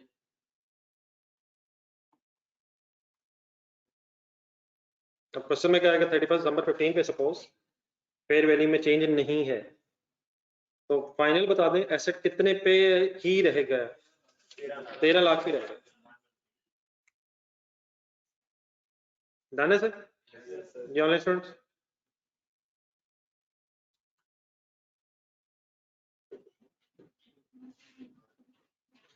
एक डिस्पोजल्स वगैरह है जिनमें, एक आध दिन में डिस्पोजल की एंट्री जरा दोबारा आनी है सामने, कोई है डिस्पोजल? अभी याद रहेगा, एक बात क्वेश्चन मेरे ख्याल में बता देता हूँ, जरा रिवाइज हो जाएगा, पिछली बातें मेरे को थोड़ी सी रिफ्रेश हो। Disposal account, gain loss on disposal, word सुने कभी? 263 पे ये एंड में जरा याद रहेगा, एक बात क्वेश्चन में बता दूं। 263 कौन सा सिनेरियो खत्म हो गया? सी पे है, किस स्टैंडर्ड से किस स्टैंडर्ड की बात रह गई? अब ये इकट्ठी होने लगी है क्योंकि दोनों का प्रिंसिपल सेम है। IS40 से अगर 16 में जाना है या 2 में जाना है तो उसका प्रिंसिपल सेम है और शायद बिल्कुल सिंपल भी है। एंटिटी मस्ट, अब IS40 में फेयर वैल्यू मॉडल है सर? तो वंस अगेन IS40 से निकलने से पहले आपने फेयर वैल्यू मॉडल लगा लेना है और गेन या लॉस अगर बनता है तो प्रॉफिट लॉस में ले जाना है और उसके बाद ट्रांसफर करके जिस स्टैंडर्ड में जाएंगे वो अप्लाई हो जाएगा। असल में पूरी स्टोरी को अगर समराइज किया जाए तो जरा पिछला पेज देखें। IS16 से निकल रहे थे और अगर IS16 से निकल रहा था तो IS16 में रिवैल्यूएशन मॉडल मौजूद है, तो रिवैल्यू करके निकले। नेक्स्ट पेज पे IS2 से निकल रहे थे, वहां मसला क्या था? वहां था नहीं, तो इसलिए वहां से निकल के रिवैल्यूएशन कर रहे हैं IS40 में आके। और वंस अगेन अगर IS40 से निकल रहे हैं तो IS40 में क्योंकि फेयर वैल्यू मॉडल मौजूद है तो IS40 के मुताबिक पहले रिवैल्यूएशन कर लें और फिर जिस स्टैंडर्ड में जाना है उस स्टैंडर्ड में चले, चाहे IS16 हो चाहे IS2 हो, और जब चले जाएंगे तो आगे ऑनवर्ड्स फिर IS16 और IS2 रिस्पेक्टिवली यूज होता रहेगा। तो आइए पढ़ लेते हैं इंग्लिश में। The entity must first adjust the property's carrying amount to fair value on the date of change. पहले क्या करना है? The resultant change must be taken into account profit or loss as gain or loss caused by the fair value adjustment in accordance with IS40. किस standard के मुताबिक करना है? IS40 से निकलने से पहले IS40 के मुताबिक रिवैल्यूएशन करनी है और गेन लॉस आए तो कहां लेके जाना है? उसके बाद कहता था fair value on the date of transfer determined in accordance with IS40 will be treated as, और उसके बाद फिर ये जो फेयर वैल्यू होगी किन स्टैंडर्ड्स के लिए कॉस्ट बन जाएगी, IS16 हो या IS2 हो, वहां के लिए कॉस्ट बन जाएगी और उस कॉस्ट पे फिर फ्यूचर में काउंटिंग होती रहेगी। ठीक है, वो भी कौन सी होगी वो भी लिखी हुई है, पढ़ना था। If the investment property is classified as owner occupied, ये कौन सी होती है? It will be depreciated over the remaining useful life and measured in terms of IS16. If investment property is classified as inventory, it will then be measured in terms of IS2 in lower of cost and NRV. पहला step क्या होगा, फिर दूसरा step क्या होगा? पहले IS40 के मुताबिक रिवैल्यूएशन कर लें, फिर ट्रांसफर करें और फिर जिस स्टैंडर्ड में जाएंगे वहां से ऑनवर्ड वो वाला रिस्पेक्टिव स्टैंडर्ड अप्लाई हो जाएगा। ठीक है, आज एक एग्जांपल नंबर 3 का change from investment property to IS16। अच्छा, जो एग्जांपल इस वक्त आएगी वो IS40 से IS16 वाली आएगी, लेकिन यही एग्जांपल अगर IS40 से IS2 में हो तो सिमिलर ट्रीटमेंट रहेगा। पढ़े नहीं जाएगा। Super Limited owned and leased out a building in Peshawar which was correctly classified as investment property on 31st December 14 and carried at fair value model. अब आई होप के सारे वर्ड समझ आ रहे हैं. During an earthquake, the head office of the Super Limited was destroyed, with the result that Super Limited had to relocate. का मतलब क्या होता है? कुछ दिन पहले वर्ड आया था ये, शिफ्ट होना, मूव होना, शिफ्टिंग, एक जगह से दूसरी जगह मूव होता है. With the result that Super Limited had to relocate its head office into the Peshawar building. ये अर्थक्वेक कहाँ है? नहीं मतलब अकॉर्डिंग टू दिस डेटा नहीं ख्याल वहाँ है. हेड सुपर लिमिटेड का हेड ऑफिस कहीं डिस्ट्रॉय हुआ है. ये पेशावर में आया, कहीं और लग रहा है, और देयरफॉर वो पेशावर हेड ऑफिस में रीलोकेट हुई है. देख लो, पेशावर वाली बिल्डिंग शायद डिस्ट्रॉय नहीं हुई अल्हम्दुलिल्लाह. The tenants of the building were forced to move, requested to move होना चाहिए. The tenants of the building were forced to move out on 30th June 2015. ठीक है, क्या स्टोरी है? कहाँ पेशावर बिल्डिंग में क्या हो रहा था? ये इन्वेस्टमेंट प्रॉपर्टी थी और हेड ऑफिस फिर वहां रीलोकेट हुआ है. कौन सा स्टैंडर्ड से कौन सा स्टैंडर्ड में आ रहा है? 40 से 16 की तरफ आ रहे हैं.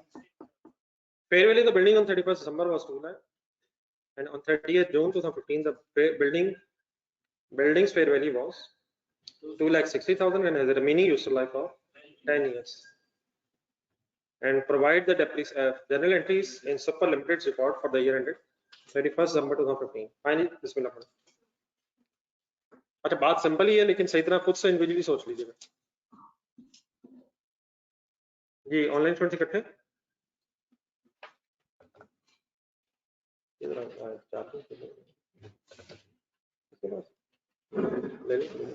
सर.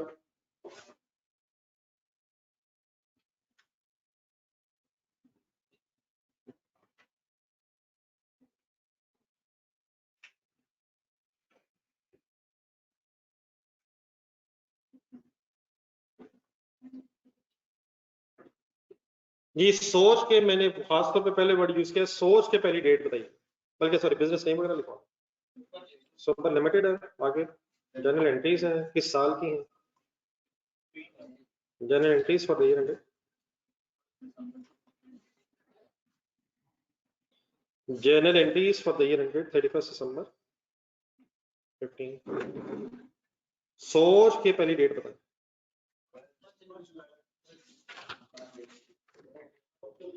जी 1 जनवरी 2015. क्या करना है इस दिन? ब्रॉड डाउन उठाना, एंट्री लिख के. थोड़ा डेटा थोड़ा बदल गया हुआ है, कंसंट्रेशन से देखा. ये 31 दिसंबर 14 जरा ढूंढे, 2 लाख एक दिया हुआ. ये इस दिन इसे खरीदा. फर्स्ट पैराग्राफ देखें जरा, फर्स्ट पैराग्राफ. ये 31 दिसंबर 2014 पे थी और फेयर वैल्यू मॉडल पे थी. ये 14 के एंड पे खरीदी थी, ये शायद पहले खरीदी हुई है और 14 के एंड पे 2 लाख रुपए पे आ गई थी. ये 2 लाख कोई एंट्री करके रिकॉर्ड करें या ये क्लोजिंग ओपनिंग बनेगा? ये लास्ट ईयर 2 लाख पे फेयर वैल्यू पे एसेट आ गया होगा, 1 जनवरी पे ये ब्रॉड डाउन उठेगा. तो हम 2015 के एंगल से 2 लाख की क्या एंट्री करेंगे? हम 2015 के एंगल से 2 लाख की एंट्री क्या करेंगे? मेरा नहीं ख्याल एंट्री करेंगे, ये तो लेजर का एक ब्रॉड डाउन होगा. ये परचेज हुई है 31 दिसंबर 2014 को, उसी ने रिकॉर्ड किया हुआ. तो पिछले साल से हम अगले साल में शायद आ, तो 1 जनवरी 15 पे शायद कोई एंट्री नहीं मतलब 1 जनवरी 15 पे. इससे पिछला जो डाटा था उसमें हम 1 जनवरी 15 पे वो कह रहा था खरीदी. अब यहाँ खरीदी नहीं है, पिछले सालों से आ रही है. क्लियर है प्लीज? तो 1 जनवरी 15 पे क्या करो एंट्रीज करते हुए? शायद कुछ भी नहीं, लेकिन अगर लेजर बना रहे होते फॉर एग्जाम्पल तो इसे ब्रॉड डाउन के तौर पे यकीनन लिखेंगे. तो what should be the first date of the entry? 30 June 15. नहीं, आराम आराम से 1 जनवरी 15 समझ आ गया क्यों नहीं लिखा? जी online students please online students.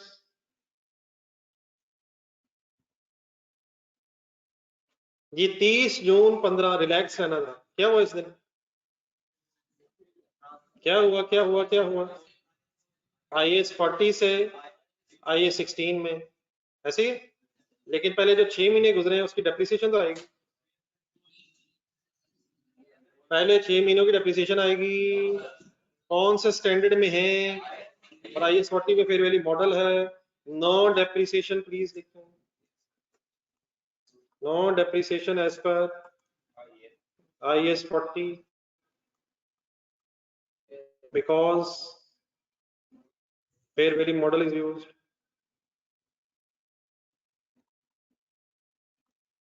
ठीक है सर। इन्वेस्टमेंट प्रॉपर्टी है, फेयर वैल्यू मॉडल पे है, तो जो 6 महीने गुजरे उसकी डेप्रिसिएशन नहीं है। सेम डेट दोबारा लिखें और सेम डेट दोबारा लिखने की रीजन बताएं। ना ना ना, पहले जंप लगा रहे, ट्रांसफर हुई है। अब ट्रांसफर पे आ रहे हैं। कहां से कहां transfer? Transfer from IAS 40 to IAS 16। ये इसलिए लिख रहे हैं, जरा सामने आ जाएगा ना जरा, जब सिचुएशन बन के गई। अब IAS 40 से अगर IAS 16 में आना है तो जो अभी थोड़ी देर पहले पैराग्राफ पढ़ रहे थे, अगर दोबारा एक नजर देख लें, अपने आप को सुना लें, पहले क्या करना है फिर क्या करना है। IAS 40 में रह के ही रिवैल्यूएशन करनी है या पहले जंप लगा लें? पहले IAS 40 के मुताबिक रिवैल्यूएशन करें, गेन लॉस प्रॉफिट लॉस में लेके जाएं, उसके बाद फिर इसे 16 में ट्रांसफर करें। तो कौन सा स्टैंडर्ड में अभी भी हम हैं और उसके मुताबिक करना चाह रहे हैं रिवैल्यूएशन? कैरिंग अमाउंट बताएं, कैरिंग अमाउंट बताएं। और जाने दें यार, 2 लाख में से तो डेप्रिसिएशन ही लेस हुई, 2 लाख ही हो गई है। फेयर वैल्यू ढूंढना है, 2,60,000। डिफरेंस बताएं, फेयर वैल्यू गेन या सरप्लस, कौन से स्टैंडर्ड के अंदर मौजूद है हम? Fair value gain, double entry करें। Investment property debit, fair value gain credit. Elimination नहीं करनी, ठीक है, बेहतरीन वर्ड्स हैं। वो है ही नहीं जिसकी एलिमिनेशन करनी है, वो है क्यों नहीं? क्योंकि डेप्रिसिएशन की वजह से नहीं है। Any confusion? तो अगर IAS 40 से निकलना है और फेयर वैल्यू मॉडल यूज हो रहा है तो पहले क्या करें? IAS 40 के मुताबिक रिवैल्यूएशन करें और गेन लॉस का प्रॉफिट लॉस में रिकॉर्ड करें। नेक्स्ट डेट बोलें।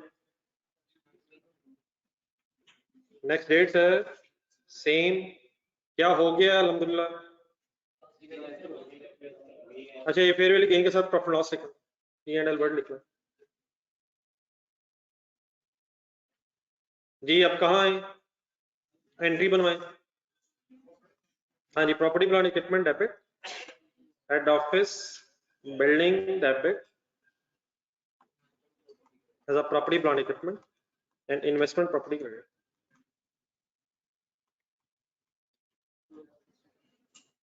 कितने से? 260 कहां से आ गया? रिवैल्यूएशन करने के बाद ऐसे किस वैल्यू पे आ गया?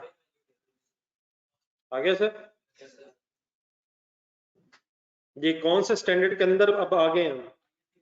हिम्मत करने जरा जी, फुल कंसंट्रेट जरा।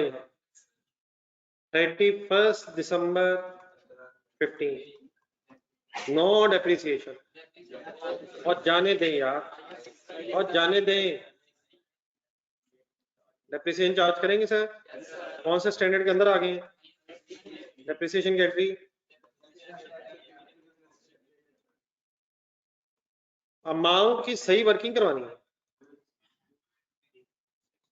260,000 डिवाइड बाय, ना करें ना करें, सही बोला सही बोला। वर्ड्स में फर्क है, वर्ड्स में फर्क है। 260 सेंटेंस पढ़े कहाँ है? हाँ जी, रिमेनिंग ही गिवन है, ये रिमेनिंग ही गिवन है, रिमेनिंग ही गिवन है। किस दिन की रिमेनिंग गिवन है? जिस दिन फेयर वैल्यू तो उस दिन की रिमेनिंग गिवन है, 30 जून की। ये 31 दिसंबर पे रिमेनिंग गिननी या रिवैल्यूएशन डेट पे गिन लेनी थी? तो 10 रिमेनिंग गिवन है। थोड़ी देर पहले तो मुझे 9.5 आपने बनवाया, वो देखें कहाँ बनवाया, पिछले पेज पे जाए जरा।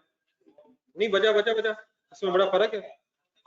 नहीं वो 1 जनवरी की डेट थी, 1 जनवरी पे 10 थी, 6 महीने बाद 9.5 थी, नहीं टोटल भी थी, लेकिन वो 1 जनवरी पे थी, 6 महीने बाद आपने खुद काउंट की थी 9.5। अब ये 6 महीने के बाद वो खुद ही रिमेनिंग दे रहा है, रिमेनिंग ही दे रहा है। ये काउंट किस दिन होनी है? डेप्रिसिएशन की डेट पे नहीं होनी। यहाँ 9.5 ही रह गए, 6 महीने गुजर गए, लेकिन आपने किस दिन रिमेनिंग गिनी है? रिवैल्यूएशन डेट की बात हो रही है। What is the remaining life given, सवाल में दी भी है, लेकिन मल्टीप्लाइड बाय 6/12 क्यों हो रहा है? कौन से 6 लाइफ गिन ली है अपने रिवैल्यूएशन डेट पे और 6 मंथ्स की आप डेप्रिसिएशन चार्ज कर, ये रिमेनिंग गिवन है। नहीं फिगर तो बेटा आ जाएगी, बात समझ आ गई।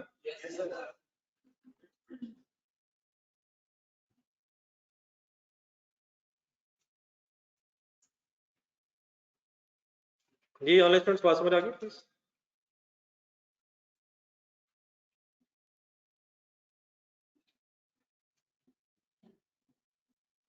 Any confusion?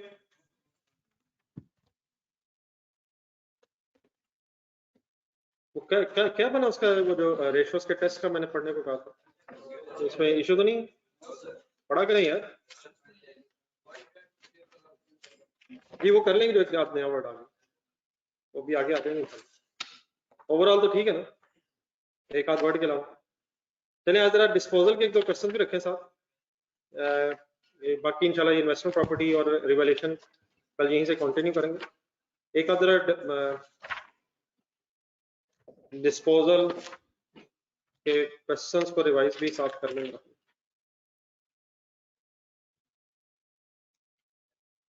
एक तो पेज नंबर 15 जरा ढूंढे, और प्लीज एक कंपलसरी है सिर्फ 15, और पेज नंबर 5 पे क्वेश्चन नंबर 4,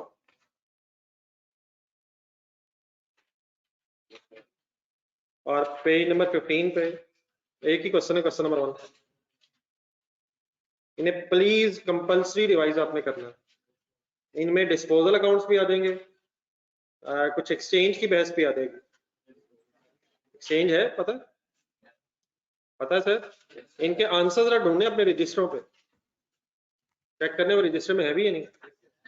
और इसमें एक रिवर्स वर्किंग भी हो जाती है, अगर WDV दी हो तो रिवर्स वर्किंग करके कॉस्ट वगैरह भी आ जाती है, तो सही तरह से रिफ्रेश होना चाहिए। इन्होंने आगे हर टॉपिक में ये आना है यहाँ से, ठीक है? तो उन्हें उस वक्त इसलिए पढ़ा था कि बवक्त जरूरत इनको यूज किया जा सके।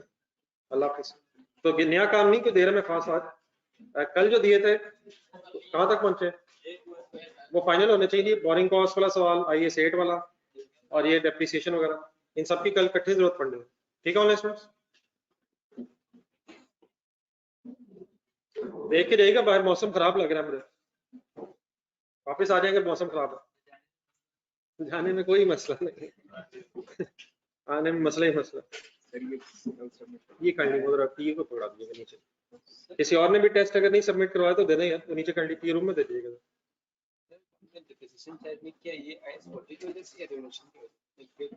कहाँ पे कौन सा IAS 40 था उसका यार, इसलिए डेप्रिसिएशन चार्ज नहीं दिया IAS 40 के मुताबिक। IAS 40 के पहले पिछले 6 महीने तो IAS 40 था, उसके मुताबिक depreciation charge fair value model use हो रहा था, तो डेप्रिसिएशन तो चार्ज नहीं करेगा। ये बात समझ नहीं आ रही, डेप्रिसिएशन इस वजह से चार्ज नहीं हो रहा है। IAS 40 में फेयर वैल्यू अगर मॉडल हो तो फिर डेप्रिसिएशन चार्ज नहीं होती, अगर IAS 40 में कॉस्ट मॉडल तो ही तो डेप्रिसिएशन चार्ज होती है। अल्लाह। मेरा एक